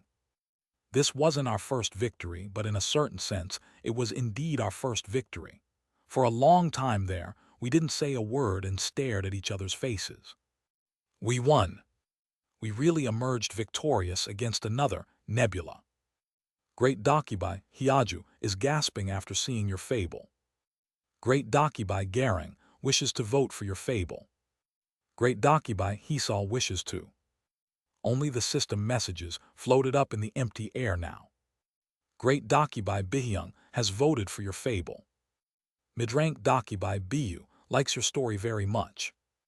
I watched the shadows of two Dakibis cast by the setting sun and began thinking to myself. We were almost there. I turned my head towards the companions once more. I wanted to say something to them while looking at them, but they all carried expressions of already knowing what I wanted to say. Jiang Huiwan spoke up instead of me. Let's go and witness the conclusion of this world, together. I nodded my head. Episode 88, Mythgrade Constellation 4, Finn. Chapter 467, Great Apocalypse 1. Your black square is getting nearer. The system message whispered in my ear. It had been repeating itself over and over again for the past few days. It seems that it won't be long now. Yes. My mother and I were sitting face to face over a table, drinking tea together. We were watching the display panel installed in the industrial complex reception room. The American continent annihilated. What's the next target for these outer gods? Emergency evacuation order issued in Northeast Asia. Nebulas have abandoned Earth. There is no place left to run. The last place the news program showed was the Korean Peninsula. Refugees streaming in from all over the world ensured that the whole peninsula was bucking raucously even now. I was well aware of what they were hopping for by coming here. Next great apocalypse scenario location is Northeast Asia. 6 days, 8 hours, and 24 minutes remaining until the start of the great apocalypse scenario. My mother inside the panel was making an announcement in my stead as the representative of the industrial complex. The industrial complex won't stop accepting new citizens, however. My mother smiled bitterly and spoke. It's quite embarrassing to watch, isn't it? But it suits you well. You're like the president, actually. In all honesty, it was fine to think of my mother as the current master of the industrial complex, not me. The citizens of this place would rather listen to her more than me, at any rate. You should show your face to Seoul's residents at least once before leaving, son. Even a simple greeting from you will become a great source of strength to them. For sure, I could hear the reporters using megaphones to shout their questions from outside the industrial complex. Demon King of Salvation Nim, is it true that you have returned? Demon King of Salvation Nim, please tell us your plan to stop the apocalypse. My plan, is it? I smiled bitterly just like my mother. If that's the duty of the mascot, then well. We quietly sipped the tea. The skies were dark and gloomy. So gloomy, in fact, it'd not be strange to see a thunderbolt fall from the sky out of the blue and shatter the peninsula in half. It's so peacefully, isn't it? I guess so, mother. Even so, we said those things. The tea leaf inside the cup gently trembled. To think, I'd enjoy such a leisurely tea time. This would be the first time in our 30-something years of relationship as a mother and son. The event I so wanted to experience only came knocking on my doorstep as the apocalypse of everything approached us. My mother, she didn't ask me anything. Not a thing about what I would do from now on, what I would gain at the end of this story, nothing. I knew that was how she operated, though. Well, I'll be on my way now. The heavenly wind god was searching for you. Before you embark, please do make sure to speak to him first. Pungbik, why was he looking for me this time? I couldn't help but recall that unpleasant incident back in the Great War of Saints and Demons. Was he thinking of doing something uncouth again just before the final scenario? I lightly nodded my head and exited the room. There was someone waiting for me there. And here we are. You somehow managed to get this far, Kim Dak-ya. It was none other than Bihyung, looking so much better than before after becoming a great dakibai. The long coat fashioned out of a white tiger's fur really suited him well. I spoke in a sarcastic tone of voice. You were actually waiting for me. The reunion of you and your mother is a pretty popular fable among your subscribers, so I just couldn't bear to interrupt the flow. Bihyung shrugged his shoulders and spoke up. Constellation, demon-like judge of fire, is dabbing her eyes away. Constellation, abyssal black flame dragon, is grumbling while handing over a handkerchief. This damn guy, sending that out as another broadcast.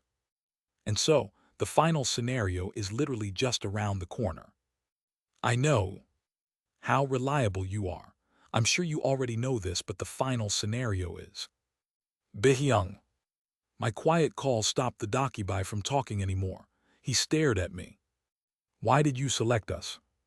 A faint ripple spread within Bihyung's eyes. I already knew what was written on the scenario window that popped up before his eyes. Main Scenario 98, Candidate Ballot. Type Main. Difficulty. Clear condition. Please choose the final candidate for the one single fable. Time limit. Reward. Failure death. Starstream's scenarios didn't only apply to constellations and incarnations, but to the storytellers like Docubys too. And the candidate ballot that would decide the end of all scenarios was an incredibly important scenario for all Docubus. It was a scenario where they had to bet their own existence. And in such a scenario, Bihyung had chosen us. Great Docuby Bihyung has currently cast his vote with Kim Dokya Company. When I first met this guy, he was no bigger than a soccer ball. He was a true Docuby who indiscriminately massacred people for the sake of increasing the number of subscribers in the channel, and he mass-produced horrifying scenarios on the fly. That very Docuby who grew up by devouring the fables we created had eventually morphed into a human-like being. He was as tall as a human, he wore clothes like a human, and he was making expressions of a human too. That very Docuby, he was looking at me on a similar eye level as he spoke up. Sign the contract with me. I shall make you the next Docuby king. That's what you said to me inside that fish dragon's mouth. Indeed, I did say something like that in the past. Hang on, could it be that you selected us while believing in that rubbish? There are very low odds of us winning, you know. It's not like that anymore. I see that you still have no idea how big of a deal what you did was. Bihyung shifted his gaze outside the window. The plaza of the industrial complex was filled with the constellations that fought with us in the battle against Papyrus. The black flame dragon got subdued by Uriel and was currently acting as her cushion. Persephone and Hades were quietly sipping tea on a prepared table. The great sage, meanwhile, had borrowed a pipe-like cigarette from the Breaking the Sky Sword Saint and was busy puffing away. They were watching the Starstream broadcasts unfolding in real time. A brand new list nomming 12 nebulas are making rounds among the gossipers of Starstream. A portion of fable-grade constellations estimate that Kim Dokya Company could very well be the third strongest. Third strongest, was it? It seemed that the ripples from the last battle were larger than I thought. I was thankful for the generous assessment, but it was still too early to let our guard down, because the war for the candidate ballot hadn't ended yet. However, Bihyung's thoughts seemed to be a bit different from mine. I think it'll be fine for a little while. It's been 2 days since you defeated Papyrus. Did any other nebula request Kim Dokya Company for internebula warfare since then? No, no one. A nebula that achieves a big win during the candidate ballot battles will enjoy much higher odds of being selected as the one single fable. Just like how one battle helped climb up to the third strongest position, other nebulas could also participate in the internebula warfare and alter the rankings. So, messages of declarations of war or announcements of one soon to take place should be raining down on us by now. However, forget about a declaration. Not a single nebula tried to provoke us. The planet Earth was surprisingly peaceful. But why? It's not as if our fable is that shocking now, was it? That's because you're going to be annihilated even if they leave you alone. That's why. I felt my heart cool down in an instant. I could see the footage playing on the constellations panels. Constellations know that you simply can't forsake Earth. Separate from the candidate ballot battles, Earth had entered the Great Apocalypse sequence. The North American continent was already no more, and next up was Northeast Asia. Back in the original story's final scenario, outer gods and the rulers of other worlds also began invading this world. The ascension of the Forgotten Islands are still ongoing. At the end of the world line, the corrosion of the forgotten beings will begin. According to the original storyline, Nebulas and I should have been fighting together here, but now they had made a different decision. They gave up on Earth and to eliminate Kim Dokya Company. That was the decision made by the Nebulas facing the final scenario. Those sons of bitches. A portion of Nebulas are mocking your decision. You could say that this was the worst possible situation. To make matters worse, the outer gods flooding into this world were different from the ones that I knew of from the original storyline. I recalled Uriel from the 999th regression turn I met in the Engai's forest some time ago. Once the Great Apocalypse scenario begins, the attacks from the kings will commence. If my predictions were correct, then the kings showing up for the Great Apocalypse soon to get underway should be the existences that witnessed the conclusion during the 999th regression turn, and Kim Dokya Company needed to fight against them. Who summoned the kings? Was it your people from the Bureau? I can't reveal any information to you, except that Bihyung formed an expression showing his firm resolve and finished what he wanted to say. Until the moment I breathe my last, I shall tell my story with you. If you don't wish to participate, it's fine to leave now. Funnily enough, this was the first thing I said to my companions. The next scenario is incomparably horrifying than any other battles we've been through so far. It's not too late. If any of you wish to leave the nebula, then. A couple of them began yawning as if they were listening to a boring Sunday mass. But that was obvious.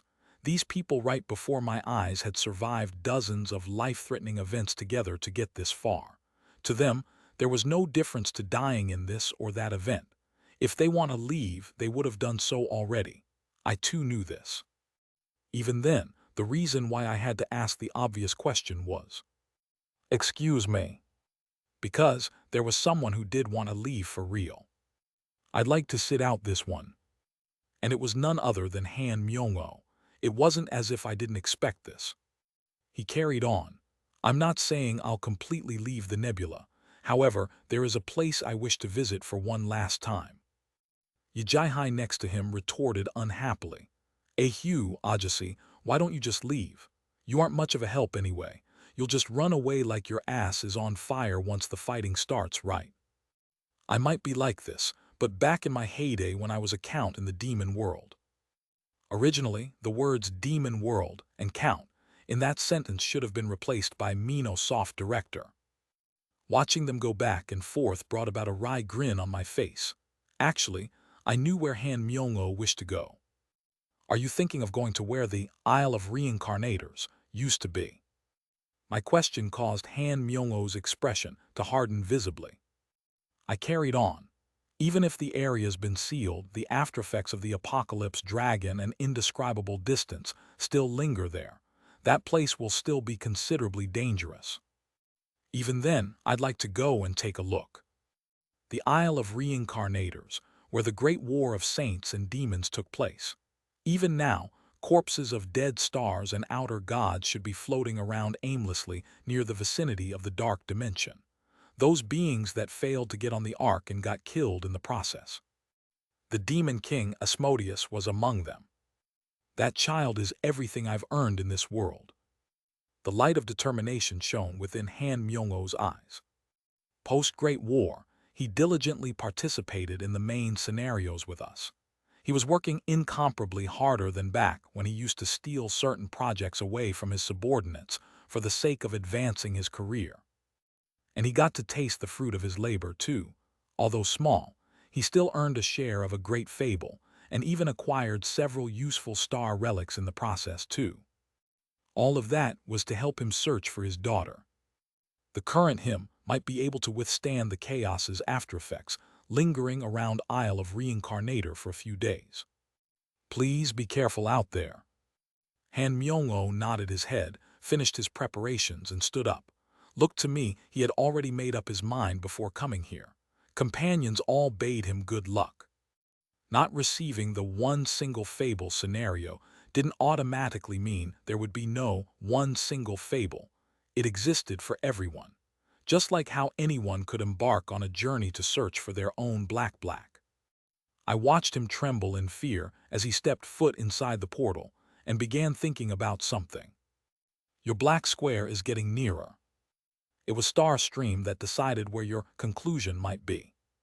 I looked back to discover that my companions were waiting for me. I shall continue with the meeting.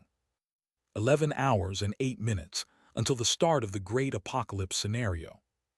Only about half a day remained before the Great Apocalypse. If we managed to withstand this apocalyptic event, we'd be able to enter the final scenario. In the meantime, I went through all the information in the original story and requested for the acquisition of every useful remaining star relic and skill found not just in the Korean peninsula, but the rest of the planet as well. Companions easily okayed my request. Han Soo-young asked, "And what will you do?" Of course, I too had something to do. For instance, thinking up of a new sure-kill technique with this uptight dude. You fool must surely know this by now. There is only one way for us to fight against the Great Apocalypse, said Yu Young-hyuk, while polishing the edges of the dark heavenly demon sword. Uriel, the Black Flame Dragon, the Great Sage, and other constellations promised to lend us their aid, but we couldn't rely on them all the time. Even after excluding the secretive plotter, there were 4 more king-level outer gods still to appear. If all of them decided to attack simultaneously, then we wouldn't be able to win even if the myth-grade constellations such as the Great Sage and the King of Underworld were with us. However, we did have one method we could use to fight back. The Hellscape of Eternity. The reward of the 1863rd regression turn, the myth-grade fable I earned through the secretive plotter. With this fable, I could recreate Yu Young-hyuk's memories, and he could rouse up the powers of the 1863rd turn and use it by sharing that stage of memories with me. The only problem was, reading has failed. The highest Yu Young-hyuk's regression turn you can read currently is 978th. Fable, Hellscape of Eternity, is looking at you with criticizing eyes. Something had gone wrong with my reading ability. Reading has failed. The highest Yu Young-hyuk's regression turn you can read currently is 778th. Fable, Hellscape of Eternity, is wondering if you have dyslexia. And now, even the fable was beginning to mock me. This thing continued on for several days now, and Yu Young-hyuk, unable to hold it back anymore, finally blew his top. How pathetic. Did you not say you've been reading books for all your life? It's not all my life, you know. In any case, this is a different sort of problem. I also had no idea. Why was this happening only now? If this problem persists, you better hand over the fable to me. It'll be simpler if I use it myself. I'd have given you already if only I could. I had already asked the secretive plotter about it. He simply ignored me, though. In that case, use that possession skill from the last time. Use that, then activate the fable. The rate of assimilation goes higher if you do. He must have been talking about the Omniscient Reader's Viewpoint here. I'd like not to rely on that if I can. For sure, activating Omniscient Reader's Viewpoint would make using the fable so much simpler. That skill's effect was similar to a sponsor taking over the control of an incarnation. However, using that skill leaves my incarnation body defenseless. So, it's for the best to win without resorting to it if possible. How laughable. This is the result of neglecting your training every day. Do you honestly think everyone can train to a ridiculous degree like you? Yu Young-hyuk glared at me for a short while, before focusing on the fable once more, without saying anything else. He probably already knew the truth, that the reason for my unwillingness to rely on Omniscient Reader's Viewpoint was actually something else. For a while now, Omniscient Reader's Viewpoint stopped listening to Kim Dokya's commands. Not only that, the skill would activate when I least wanted it to and start reading people's minds. I wasn't sure why such a thing was happening. It was possible that I got too used to looking inside someone's head. I had gotten too used to reading nicely laid out sentences of their inner thoughts rather than listening to their actual words. Reading has failed. Maybe me suddenly developing an inability to read was an obvious consequence. Focus properly, Kim Dokya. I reactivated the fable after hearing Yu Young-hyuk's rebuke. I slowed down my breathing and collected my thoughts. Fable, Hellscape of Eternity, has begun its storytelling. I should forget about all the info I knew on Yu Young-hyuk. I knew nothing about him. This guy, he was a complete stranger to me. Yu Young-hyuk was not some crazed psychopath, nor was he an impregnable, stubborn idiot either. When I thought like that, it felt as if the inside of my head was clearing up just a little. Right, I should start from there, just like back at that moment when I read The Ways of Survival for the first time. Tsu-cha-cha-chut. It was right then that something strange occurred. A problem has occurred during your reading attempt. Suddenly, Yu Young-hyuk's complexion paled greatly. Kim Dak-ya, you fool, what have you? Those were his last words, as the light disappeared from within his eyes. I was taken by surprise and hurriedly asked him, "Hey, are you all right?" There was no answer. Character Yu Young-hyuk's egos are colliding. Egos were colliding. Growing even more urgent now, I tried to confirm his current status, but then character list has failed to activate. The text that appeared afterwards was a sentence that I heard quite a long time ago. Applicable individual is not a character. Episode 89, Great Apocalypse 1 Fin. Chapter 468, Great Apocalypse 2. The unconscious Yu Young-hyuk didn't want to wake up even after 4 hours passed by. "Hey, you crazy idiot, wake up." Han Soo-young and I took turns slapping his cheeks. Unfortunately, he still showed no signs of waking up at all. Slap, slap, slap, slap. Also, his damn cheeks were so hard that even the concerted slapping from both of us failed to puff them up. Our palms went numb from pain instead. Han Soo-young spoke in a genuinely impressed tone of voice. "You know, this is kind of fun. This is no time to crack jokes like that. 5 hours and 12 minutes remaining until the start of the Great Apocalypse scenario. We really didn't have much time left.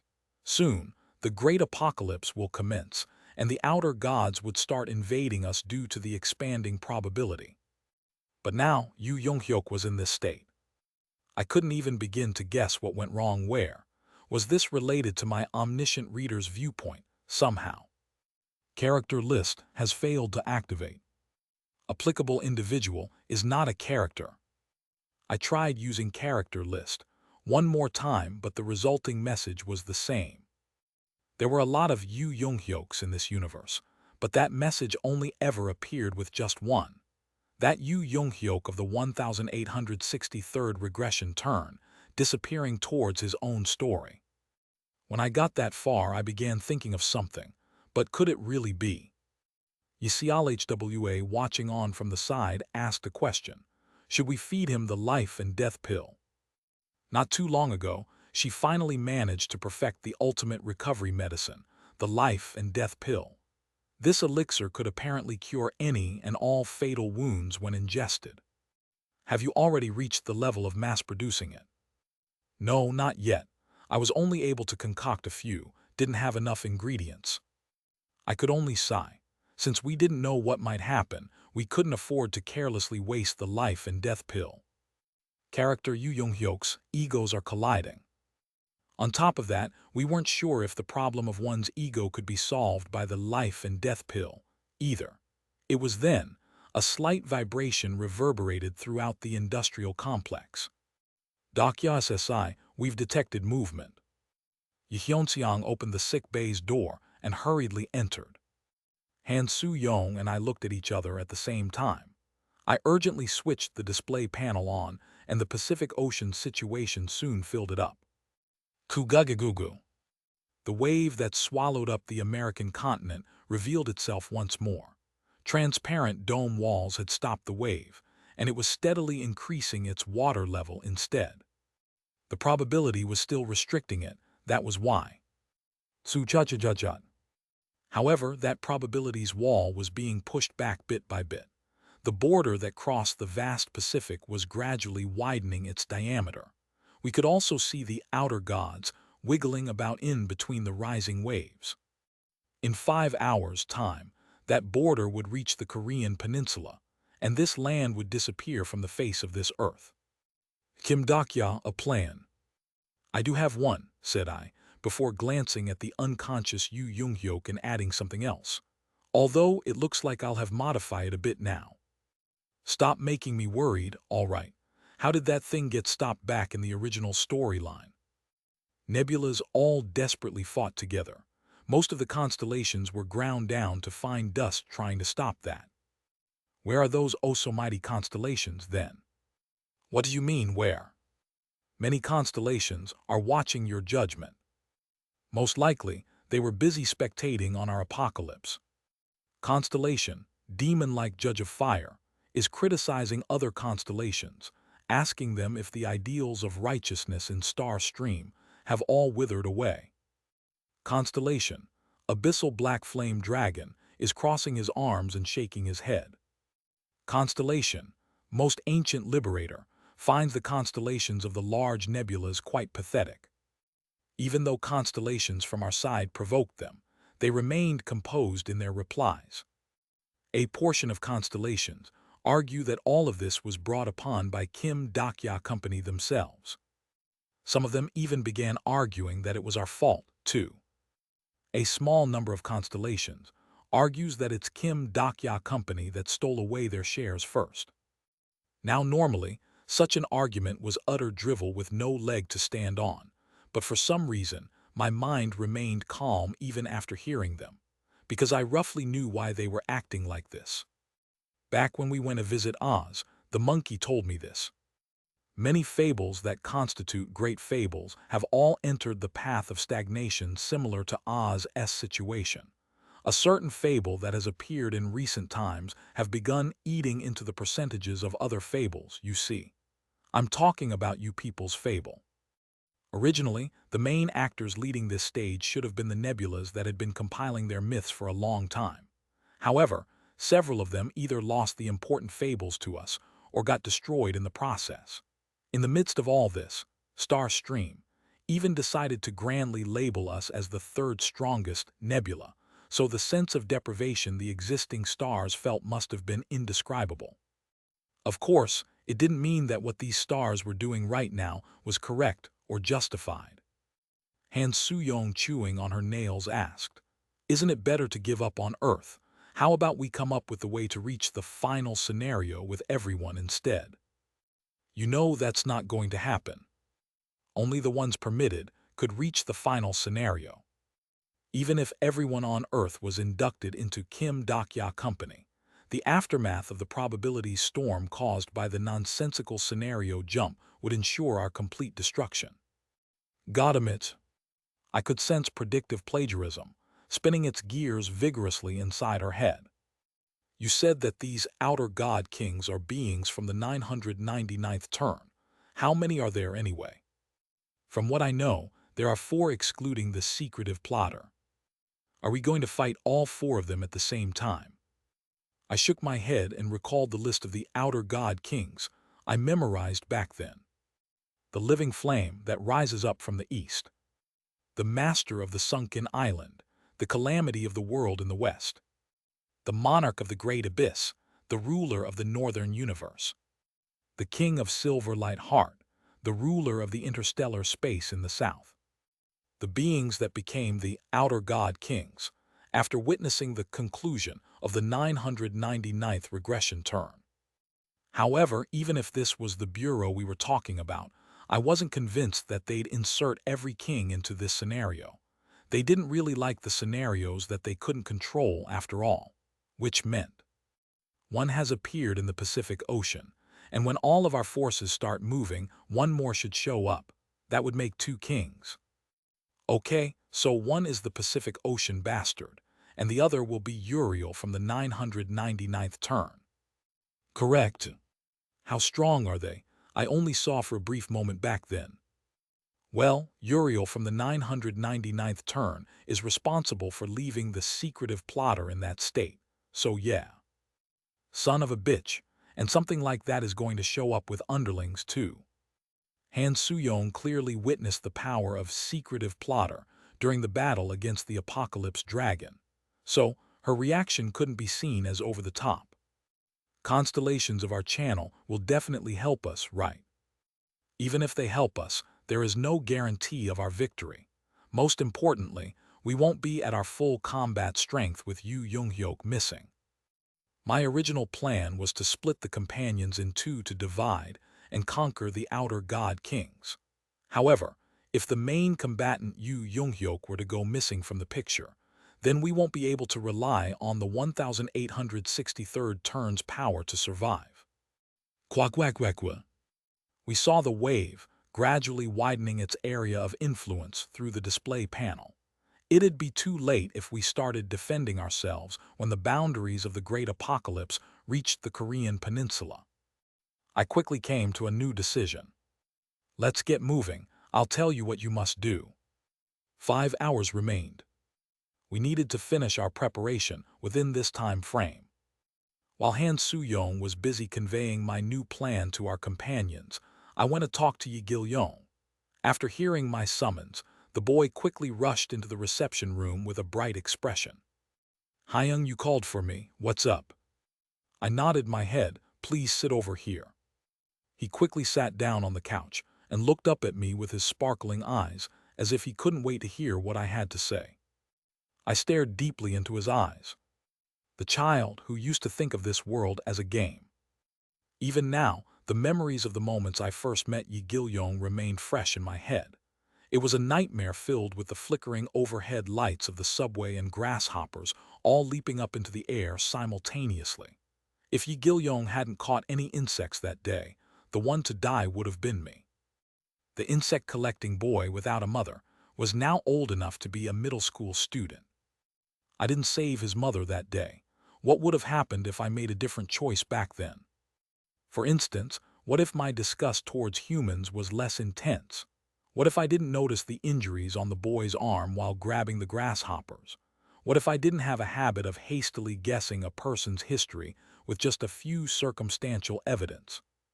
What if I hadn't read The Ways of Survival? What if I wasn't Kim Dak-ya? Sorry. NG. I'm sorry, Hyung.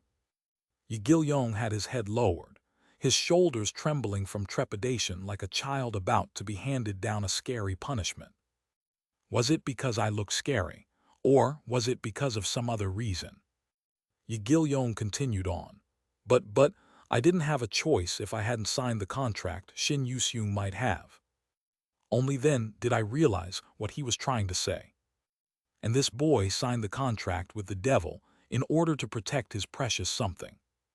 A certain moment from the journey to the west brushed past my view. Right, I witnessed it clearly, didn't I? The yellowish storm erupting out from the boy's figure while being surrounded by the 9 stars. Yi Gil-yong was talking about that time. I do remember you telling me to never use my sponsor's powers. I swear, I didn't deliberately break our promise. I really. As the boy spoke incoherently, I placed my hand on his head. You did well. Eh? The boy's eyes grew wider, so I spoke with more conviction in my voice. You did well. Without you, we'd have all died back then. I was aware of how tough it had been for this boy, because I also knew only too well the sorrow of watching your companions die before your eyes and unable to do anything about it. Yi Gil-yong must have felt the same. However, doing it again is going to be troublesome. You know this, don't you, with your powers? I don't want to. What's that? If the same things happen again, I'll make the same choice. I'll rely on that power again. I'll protect Shin Yu-seung and my companions. But Gil-yong. He hesitated slightly before avoiding my hand. He raised his head, and I saw several complicated emotions swirling within his eyes. It seemed that I wasn't the only one who had made up his mind. I know you called me here to scold me, but I came here to tell you this too. I'm not a little kid anymore, Hyung. I'm also qualified, you know. Just like everyone else, I reached this far by beating back all the scenarios. I inwardly swallowed back my gasps. I knew this already, I did, but... The fourth wall's voice could be heard next, sounding thoroughly unimpressed by my thoughts. D entreat him el like a kid you are more el like a kid. Gil-yongi is still a kid. Y oka ent fig hty thout hi m and iwe. Kim dak ya, ac ting el like a nice person du essent suit yu. I knew that, but still that didn't mean. Diant wo rry, my fr eend will he lp. Your friend. It was then, a transparent wall like something wavered around Yi Gil-yong accompanied by tsu-chuchet noise. The fourth wall is responding to its friend. I cautiously reached out towards the empty air. Something was there.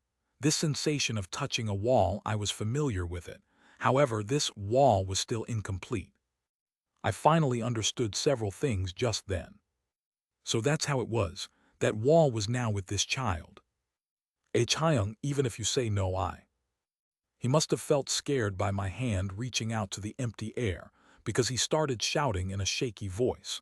I quickly lowered my hand and held his. I remained still while holding his hands tightly, until his shivering gradually calmed down. You're right, Gil-yong-ah. Haeyoung. We can't see the conclusion without your help. We need you during the scenario we are about to enter. I slowly blinked my eyes. I couldn't help it now. I had to acknowledge our current situation where I had no choice but to rely on a hurting child. I had to treat preciously the boy's heart that had to mature far too quickly for his age, and his courage he had to display first. And to reward that courage, I too had to become honest here. Even if that's true, I won't let you fight all alone. This is my desire and I won't ever back down from this. Can you understand that, Gil-yong-ah? Yi Gil-yong slowly nodded his head. He wiped his tears and smiled happily. My heart ached thinking about how I had to go to war with this child in tow. Unfortunately, it was now time to cross that bridge. I want to speak to your sponsor. My words caused Yi Gil-yong's eyes to quake quite noticeably. But Haeyoung, that guy, it's... Don't worry. The reason why I didn't want to use his sponsor was because that guy was simply too dangerous. Will you truly not come with me? You'll become stronger much faster if you stick with me instead of him. Even then, you wish to stay behind. Yu Young-hyuk must have known this too, and that's why he tried to take Yi Gil-yong away. What a fox-like sly bastard. I gently grasped the shoulders of worried Yi Gil-yong and spoke. Your Haeyoung is now a myth-grade constellation, you know. If it was a few days ago, I'd have avoided making this choice if at all possible. But the story was different now. I lightly sucked in my breath and while looking up spoke in my true voice. I know you're watching, so come out. The moment the tone of my voice changed, a heavy reverberation spread out around us. Sparks completely inundated the reception room and Yi Gil-yong's expression changed. As his brows furrowed in pain, his eyes became white next. I realized what was happening here, so I quickly broke past the probability storm and tightly grasped the boy's shoulder. I don't remember telling you to descend. Tsu-chuchet. The after effects from the probability storm lessened significantly, and all sorts of pain rushed into my arm. But I ably endured it. If I didn't go with this much showmanship, then I'd not be able to negotiate properly with this guy. Your status is suppressing the after effects of a localized probability storm. Yi Gil-yong's expression regained its calm rapidly. And right in the next instance, sounds akin to the beatings of insect wings came out from his mouth, currently looking as if empty darkness had taken over. I'm familiar with waiting, yet you have taken far too long. This voice sounded as if millions of locusts were crashing in at the same time. Episode 89, Great Apocalypse 2 Fin. Chapter 469, Episode 89, Great Apocalypse 3. It had become dark outside the windows. I wondered if the sun had set already, but when I took a closer look, I realized that insects were sticking to the glasses. Locusts were glaring at me while scurrying around, their antennae swaying threateningly about. I glanced at the plague of locusts and spoke up. Compared to how long you had to endure, your waiting this time wouldn't have been all that much. So stop exaggerating. What do you know about waiting? The creature's words kept being cut off. Its true voice sounded like an echo spreading out from beneath the emptiness that I couldn't even fathom. The surrounding air was bubbling with pitch-black status. I adjusted my own aura and continued to speak. I know that you are the forgotten evil, at least. It was here that the brows above Yi Gil-yong's white eyes quivered just a little. It felt as if bitterly cold air suddenly was blanketing us. I endured it and spoke again. The evil that all the other stars have forgotten after too much time has passed by. The evil that was even ostracized by other evil and was sealed away within the demon world's deepest underground. Quite often, it was told that the deepest part of hell was the dwelling of the apocalypse dragon. The reason why the great war of saints and demons was so famous was because of the harmage and burning in the flames of this terrifying dragon. The truth was, though, the apocalypse dragon wasn't the only calamity found in the early days of the great war of saints and demons. The calamity of the stars that swept across the worlds with yellow-colored storm clouds of insects. Amongst all the names that had disappeared, there definitely existed a calamity with this title. Oh, the king of locusts, the ruler of the deepest pit. My words prompted a vicious storm to whip about in the air as a new message revealed itself. Character Yi Gil-yong's sponsor has revealed its modifier. Constellation, ruler of the deepest pit, is now looking at you. The ruler of the deepest pit, Abaddon. Just like the other main characters of the Great War of Saints and Demons, it too was in existence on the level of myth grade. However, the masters of the wall dividing good and evil didn't acknowledge it as evil for the sake of their own battles, and to make matters worse, didn't even let it enter the ranks of the 72 demon kings of the demon world. And so, this being was more like an outer god now. Even though it was the great evil that dyed the galaxy with locust plague once upon a time, this being had to spend tens of thousands of years locked away within the prison of forgotten memories. This being was even betrayed by its own kins, the demons, while believing in the empty promise of others waking it up during the age of calamities. That was until one human used grasshoppers as the method to clear the scenario one day. Fable Grasshopper Catcher has begun its storytelling. Yi Gil-yong's fable that sprouted from our scenario had managed to awaken the ancient demon from its slumber. State your reason for summoning me, O the arrogant constellation. I could easily sense this demon's hidden pain from its voice filled with boundless hatred. It was ignored by its enemy, the good, while it was betrayed by its supposed ally, the evil. What do you think? I called you here to make you stop exploiting a little kid after you forced him into signing a contract with you. If you want to sign a contract with someone, then do it with me instead. Wouldn't that be fairer? I only forgive your insolence because you wrecked the great war of saints and demons. Yi Gil-yong's lips twisted ever so slightly to form a grin. This guy, it possessed the qualification of great evil, yet it decided not to participate in the great war of saints and demons right till its conclusion. Hell, it even acted as if it didn't exist in the first place. I kind of understood why, though. That particular great fable was no longer a festival meant for this creature. The apocalypse dragon and Eden, the demon world, watching them being destroyed was gratifying. Is that so? But is it over with only that? Over?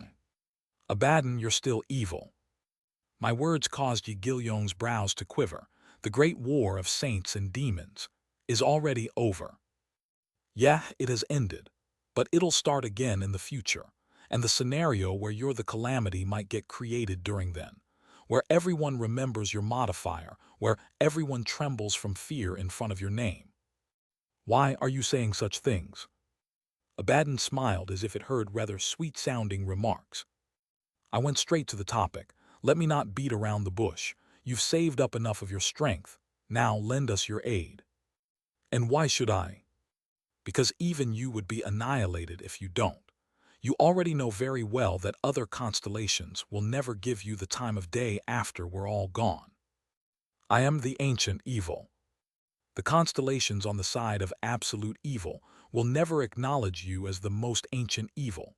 No one will stand on your side. And I guess you must have forgotten it, but there is that monster, Baal, waiting in the final scenario, too. Baal. Abaddon's voice trembled as if it was having a seizure. Baal, the demon king, ranked number 1 in the pecking order. The sole existence from the demon world that had entered the final scenarios area, and also the demon king who had imprisoned Abaddon in the deepest pit, as well. You help us and stop the great apocalypse. Then we shall grant you an opportunity to take your revenge on that guy. The surrounding air was trembling viciously. I continued to withstand the status tumbling within the air current and spoke up. Oh, the ruler of the deepest pit, become the most ancient evil in the world we wish to create. When choosing to get in bed with the devil, you need to offer up a bait of this scale, at the least. I definitely needed Abaddon's powers in order to stop this calamity.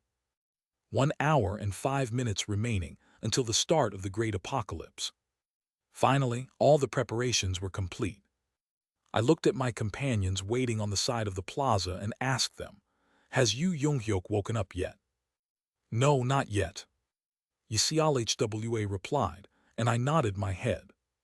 If he hadn't woken up yet, then we had to go with Plan B.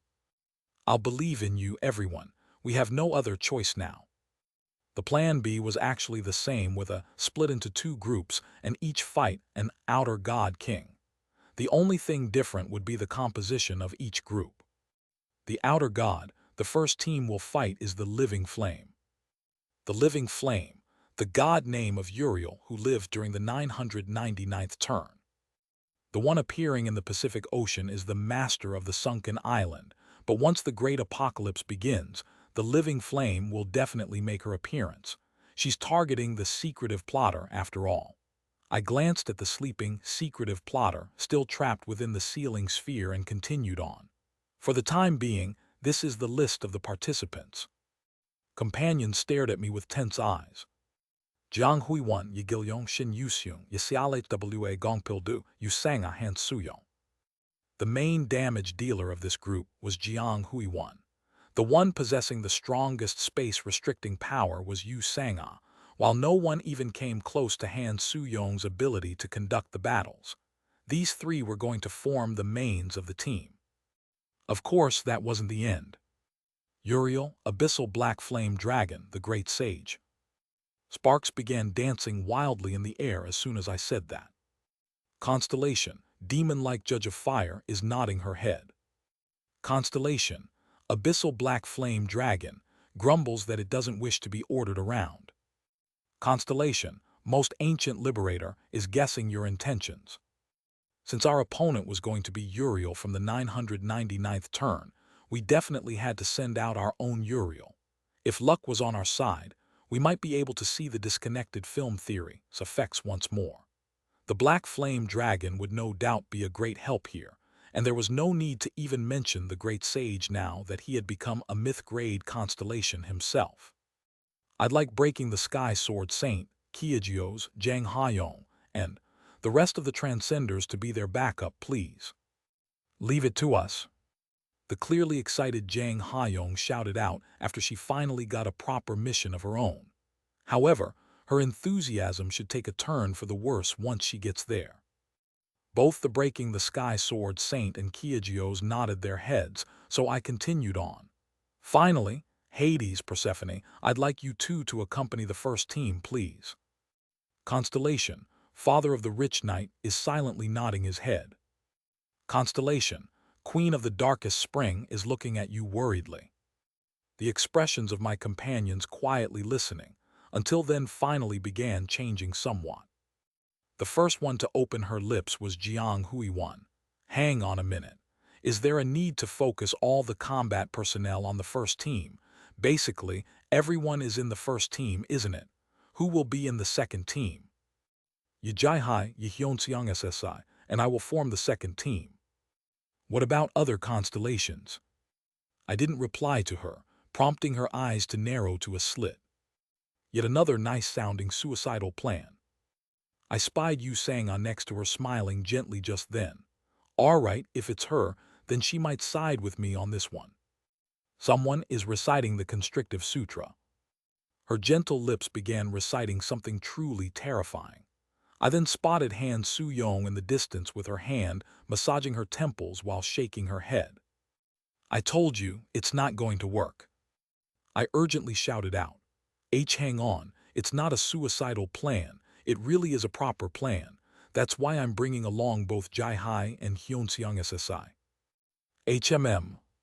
I'm a myth-grade constellation now. You all saw how strong I've become earlier, didn't you? Sure, we saw you hiding behind Jung-hyuk SSI and cheering him on. Please trust me. You all know what kind of an existence a myth-grade constellation is. It's none other than a myth-grade, Poseidon, Zeus, the great sage, heaven's equal, the demon king of salvation.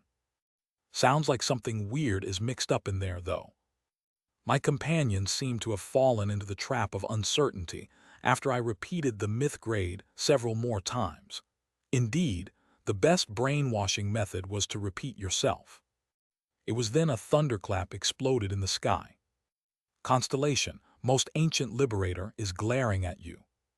The great sage spent his own probability to materialize his incarnation body and made his grand entrance along with the flashy lightning show. His majestic platinum-hued hair danced above the somersault cloud. Makni, have you lost your mind?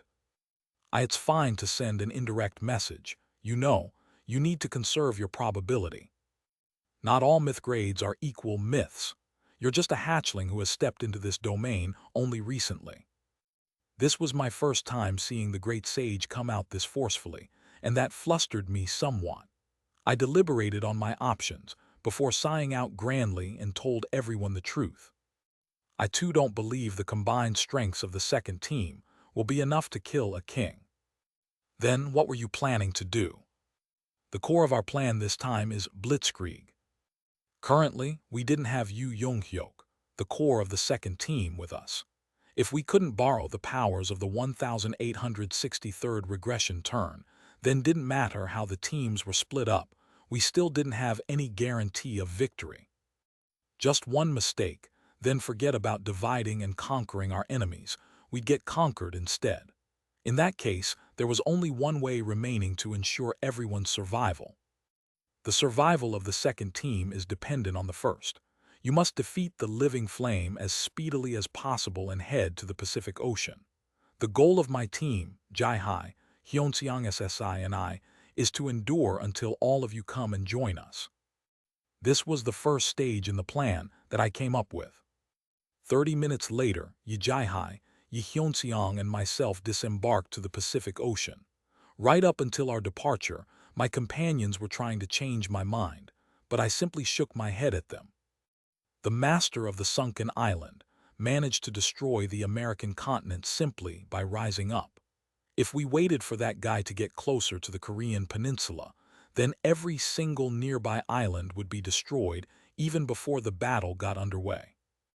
Going out to face our enemy head-on was the right call even when considering the accompanying risk.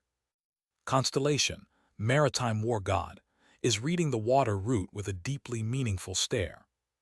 Both Yi Jai-Hai and Yi Hyunseong looked quite tense, especially the latter as he was returning to scenarios after a period of absence. His expression was far more solemn than before. Constellation, bald general of justice, is busy polishing his head. Constellation, King Humo, is saddened by the fate of the Korean peninsula. The turtle dragon scythed past the ocean waves to go past the islands of Alundo and Dokdo. Perhaps the sights of the latter left an impression on him, because Yi Hyunseong suddenly placed his hand on his chest and shouted out, "We shall protect our motherland." Constellation, last hero of Hwangsenbyal, is nodding his head. I found it a bit hard to watch such a serious declaration, so I promptly went for a tackle. "Hyun, Seong SSI, you said you quit being a soldier, didn't you? It's not just soldiers that protect our nation, you know."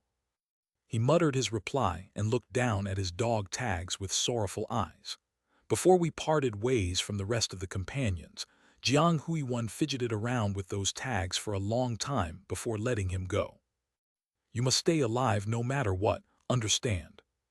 Yi Hyunseong, now with a face of an innocent little bull, looked up into the sky and nodded his head. Yi Jai-Hai watched this spectacle unfold and whispered something in my ear. "Ajasi, why does this feel like our death flag?" "We'll be fine.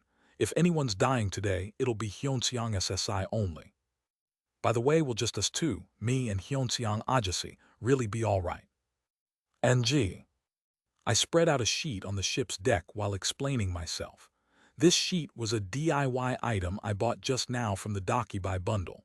My new goal was to complete this thing before we encounter our new enemy. I don't get it though. Sure, I get why with Hyunseong Ajasi, but me, is it because we're on the sea? Something like that. But my sponsor is a historical no, a fable grade. But you clearly said that even a myth grade can't stop the guy about to show up, didn't you? For sure, what she said was correct. The maritime war god was an excellent constellation, sure, but he was a long way off from being referred to as Star Stream, greatest constellation. It's not the general, but you that I believe in. Lay. The constellation being a fable grade doesn't mean his incarnation is also a fable grade, you see. Yijai blinked her eyes as if she didn't really get it, but eventually a smirk formed on her lips. What are you on about? I'm not even a constellation, you know. Well, true, you aren't one now. Yijai had no idea of her own potential. She had no clue just how far she reached back in the original story. Constellation, maritime war god, nods his head after hearing your words. Perhaps the general was already well aware of it. Yi Hyunseong finished shooting the solo performance of Romeo and Juliet and approached us. By the way, Dakya SSI, what have you been making until now? This. I showed him the item I'd been making. Its explanation immediately popped up when I did. Item information. Name, the white flag of complete surrender. Grade SSS. Explanation. It's a surprising item that allows the enemy to see your surrender from very far away. Be careful to not let your allies discover you using it. Yi Hyunseong formed a disbelieving expression, as if he had seen something weird and rubbed his eyes a few times before he looked at me. I grinned back. I told you I'm not planning to die this time. But this isn't this. The moment you see them, we must surrender. Then we try to talk to them. Understand? Fighting won't buy us any time whatsoever, as soon as they show up. I just see something coming. Almost at the same time with Yijai's cry, we all spotted a ginormous wall approaching us from the horizon. It was a wall of waves reaching hundreds of meters high. That wall was steadily encroaching upon us. You have entered the Great Apocalypse scenario area prematurely. You're recommended to exit the scenario area immediately.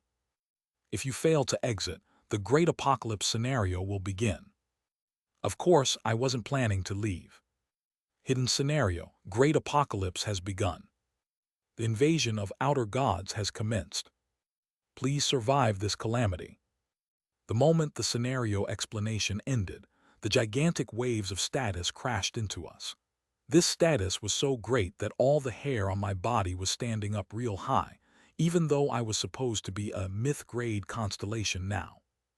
The calamity that not even stars can't survive. This is the Great Apocalypse. The march of the outer gods for the annihilation of a world. Fable, Demon King of Salvation, has begun its storytelling. I unleashed the appropriate fable to protect my companions and looked up at the wall of waves. The howl of the outer god resounded out from somewhere. The outer gods were piled up like layers in between the waves. And a lone battleship rode on top of this wall as if to reign over it. The vessel was an intimately familiar shape. The dragon-shaped figurehead spat out a violent lick of flames. The turtle dragon. That was definitely the turtle dragon. If one wanted to point out the obvious difference between that one and our own turtle dragon, then the enemy was at least 20 times larger. Ayajasi. The frightened Yijai was now staring at me, her expression asking me if I knew this already. I nodded my head. I wasn't 100% sure, but did expect this to happen. I knew the list of survivors from the 999th turn better than anyone after all. The calamity of the Western world, the master of the sunken island. Beyond the waves splitting up, we could hear the voice of a certain girl who had witnessed the 999th turn. Conclusion. Load the cannons. Episode 89, Great Apocalypse 3 Fin. Chapter 470, Episode 89, Great Apocalypse 4. The moment the shelling began, I grabbed Yijai. It felt as if the entire world had us in its crosshairs. Our ship quickly turned its heading. I could only pray that she wasn't too late. Fire. Quiet. The ear-rending cacophony of cannon firing noises filled up the entire great ocean. Foams around us evaporated into steam. With almost no room left, the turtle dragon managed to turn around in time. Even then, we couldn't dodge everything. Hyunseong SSI. As the acrid burning smell filled up our noses, the fable metal quickly branched out and covered up the entirety of the deck. Soon, it covered the entire hull and started glowing in white-hot heat. So hot, in fact, one's skin would be cooked instantly. As the impact force on the outer layer of the metal decreased, Hyunseong undid the steel transformation. When we saw the sky again, we realized that our ship was falling to the bottom as if the ground beneath had disappeared. I quickly activated Demon King transformation, spread out my wings, and shouted out, "Yijai!" She hurriedly grabbed the helm and controlled the movement of the ship. Flames lit up below the hull, and the turtle dragon began flying. Only after securing our balance were we able to take stock of our surroundings. Just what the hell happened here? And then Kim Dakya couldn't close his slack jaw. A ship in the middle of the ocean suddenly fell to the ground, meaning the water supporting that ship had disappeared. Kugagagugu. The great ocean had been split in half and its deep, dark bottom was now fully exposed. Aquatic creatures were flapping around painfully down there, and we could see the horde of outer gods gleefully tearing into those helpless creatures. Jaihalia. The swarm of outer gods were running on the bottom of the ocean, their bodies wriggling like worms. From either side of the now dry ocean, the huge tsunami waves were flooding in. "Move, hurry!" I shouted out, and Yijai urgently turned the ship around again. "Load the cannons." It was then that we heard the noises of cannons being loaded for the second time. Just hearing that true voice alone instilled fear deep into the very marrows of our bones. I raised my head and saw Hyunseong sweating buckets as well. Even if it was the fable metal, it wouldn't be able to withstand attacks of such caliber too many times. Ajasi, do something. I was planning to act anyway. I finished my crappy construction effort on the white flag of complete surrender and raised it up high. Item: the white flag of complete surrender is activating. Now your enemies should be able to spot your complete surrender from even afar. A portion of constellations are shocked by your action. A small number of constellations are pointing accusatory fingers at your cowardice. Cowardice, my foot, you haven't even bothered to show up here. I used all of my strength to wave this white flag around. Yijai, over here. I called out, yet no reply came back my way. No, the one to tackle me down figuratively was our own Yijai instead. Ajasi, have you gone insane? It might not look it, but this item is an SSS grade. There's no guarantee of us surviving just because we surrendered, you know. Well, Yijai on that side could be a kind girl. Let's believe in that. How can you crack jokes in this kind of situation? Unfortunately, I wasn't joking. The cannons finished reloading, and just as they began emitting light, I diligently waved my white flag and shouted out my prepared speech. Oyai, Yijai, did your master teach you to attack the opponents waving white flags? Kugu. And then that side stopped moving for the first time ever. The fully loaded cannons had stopped just before they could fire. The thick, gray steam dissipated to reveal a lone figure standing on the deck. It was the outer god, the master of the sunken island. Yijai from the 999th turn was standing there, her long hair dancing in the wind. Even though she had lived an unaccountable amount of time, her looks were still in the 20s. It was as if her time had frozen still in the moments of the 999th regression turn. Conclusion. As if she wanted to count the emptiness of that time, her lips began parting slowly. Flag. That's right, this flag, you remember it. Old pages were flipping past within me. Scenes from the 999th turn were being replayed. The intense stench of blood, the eerie darkness of the subway. Exclusive skill, reading comprehension, is activating. Attribute scenario interpreter is activating. Your words have awoken the ancient fable within your opponent. Within that darkness stood Yu Young-hyuk. Sparks burst out from the shattered, broken headlights of the train.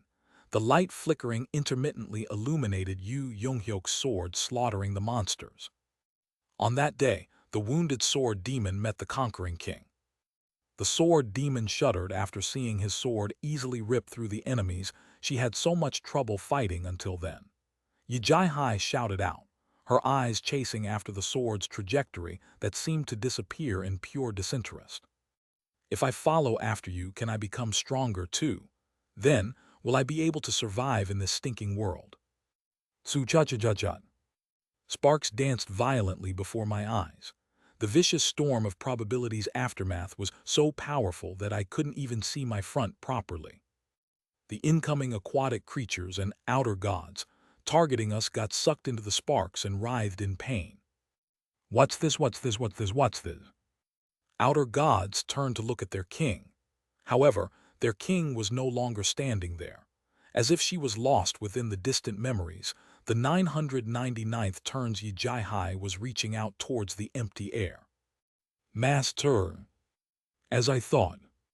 I got this impression the first time I met the secretive plotter as well as 999th turns Uriel, that these people, they were clearly out of their minds.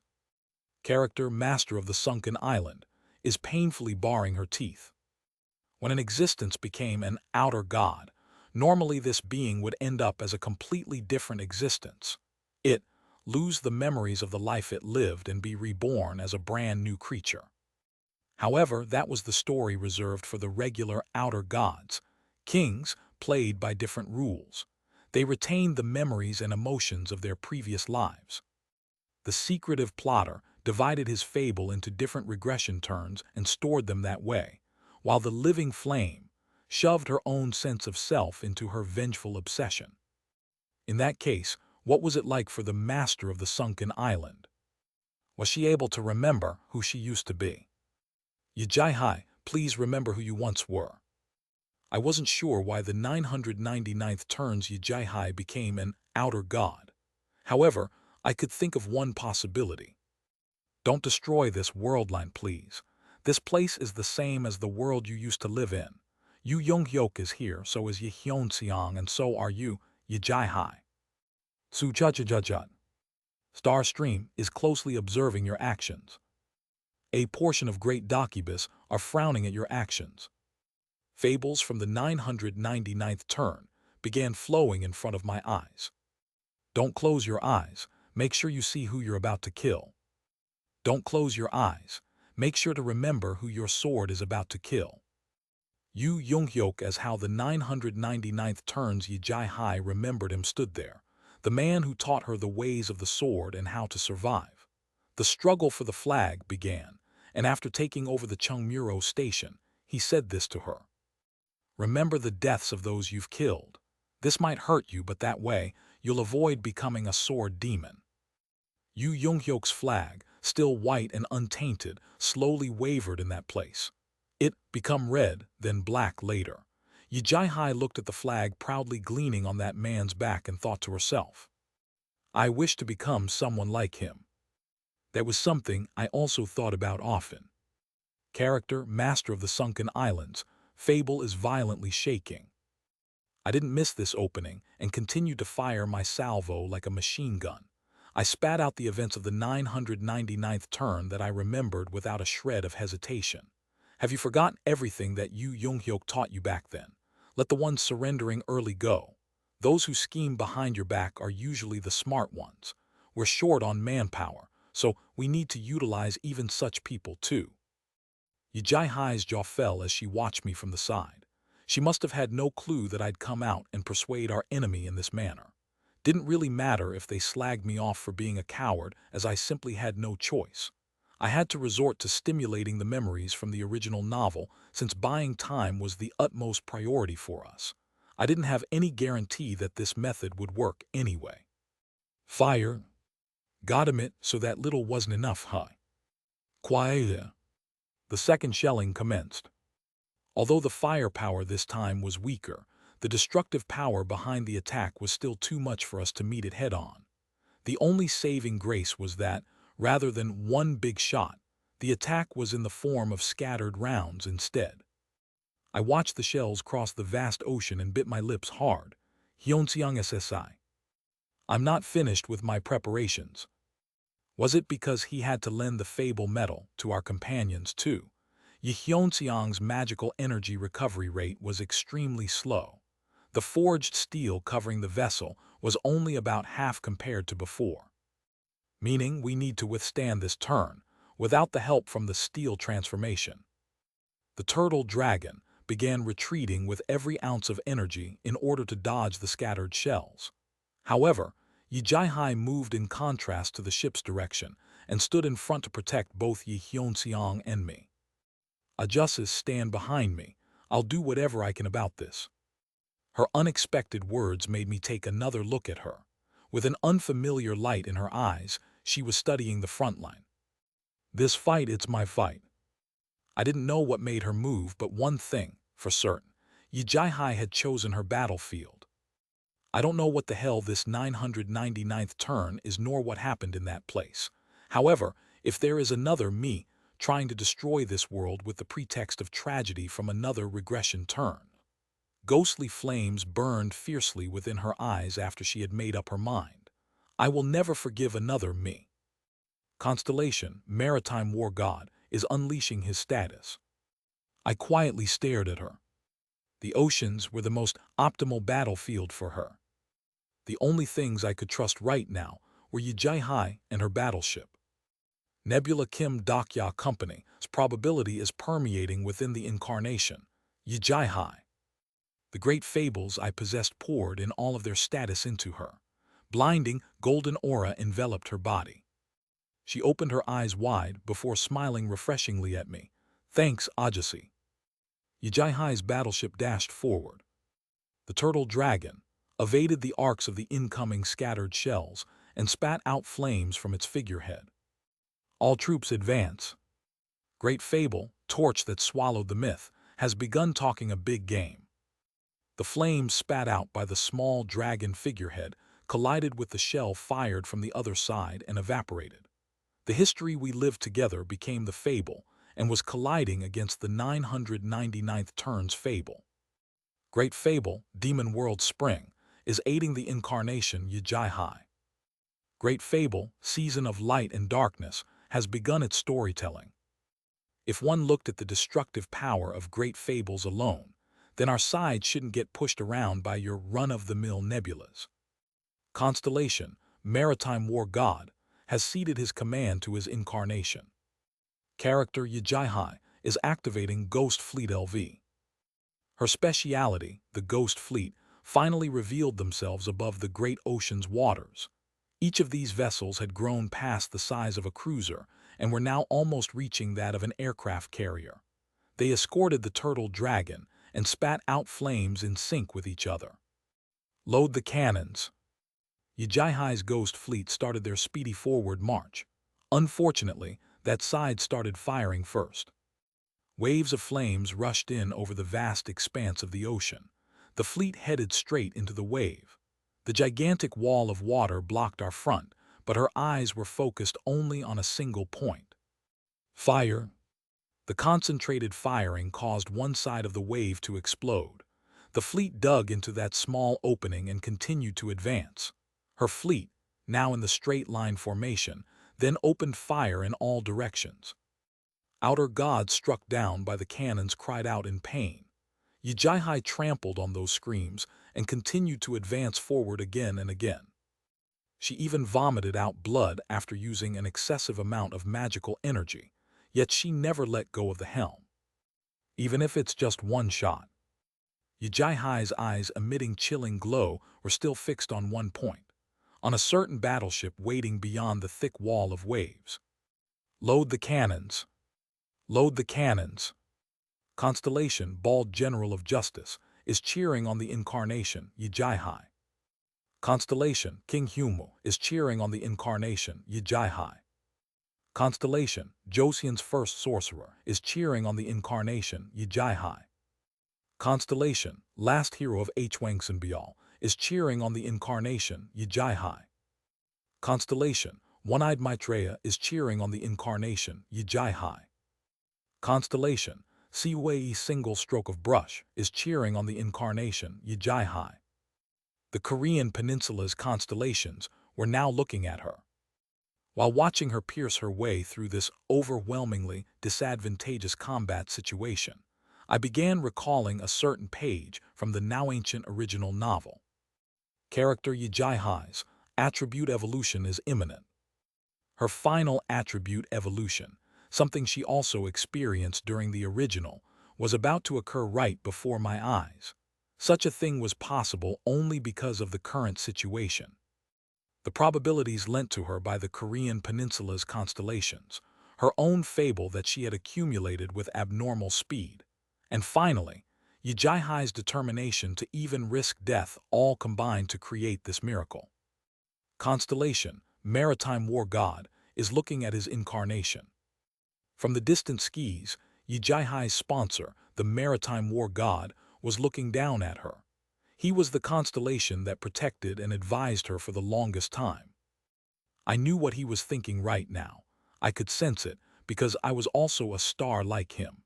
He was currently experiencing an event that only the smallest number of constellations would ever encounter. The event of an incarnation exceeding the status of her sponsor. This should be what the maritime war god must have realized, that the time had come for him to acknowledge the truth, that now was the time to let go of his own incarnation from his embrace. And so the oceans desired one monarch to rule over the violent storms. The maritime war god recited the fable, as if he was sending the congratulatory message to a young bird taking to the skis for the first time. Therefore, there is no need for two monarchs in this great ocean. Character Yijai's attribute is evolving. Character Yijai has acquired the legendary grade attribute. Finally, the wounded sword demon was advancing towards her own ocean. Character Yijai's attribute has evolved to the monarch of the great sea. Fire! Fire! As the ear-deafening cannon firing resounded out, everything before our eyes was enveloped by the blinding flash of light. Episode 89, Great Apocalypse 4 Fin.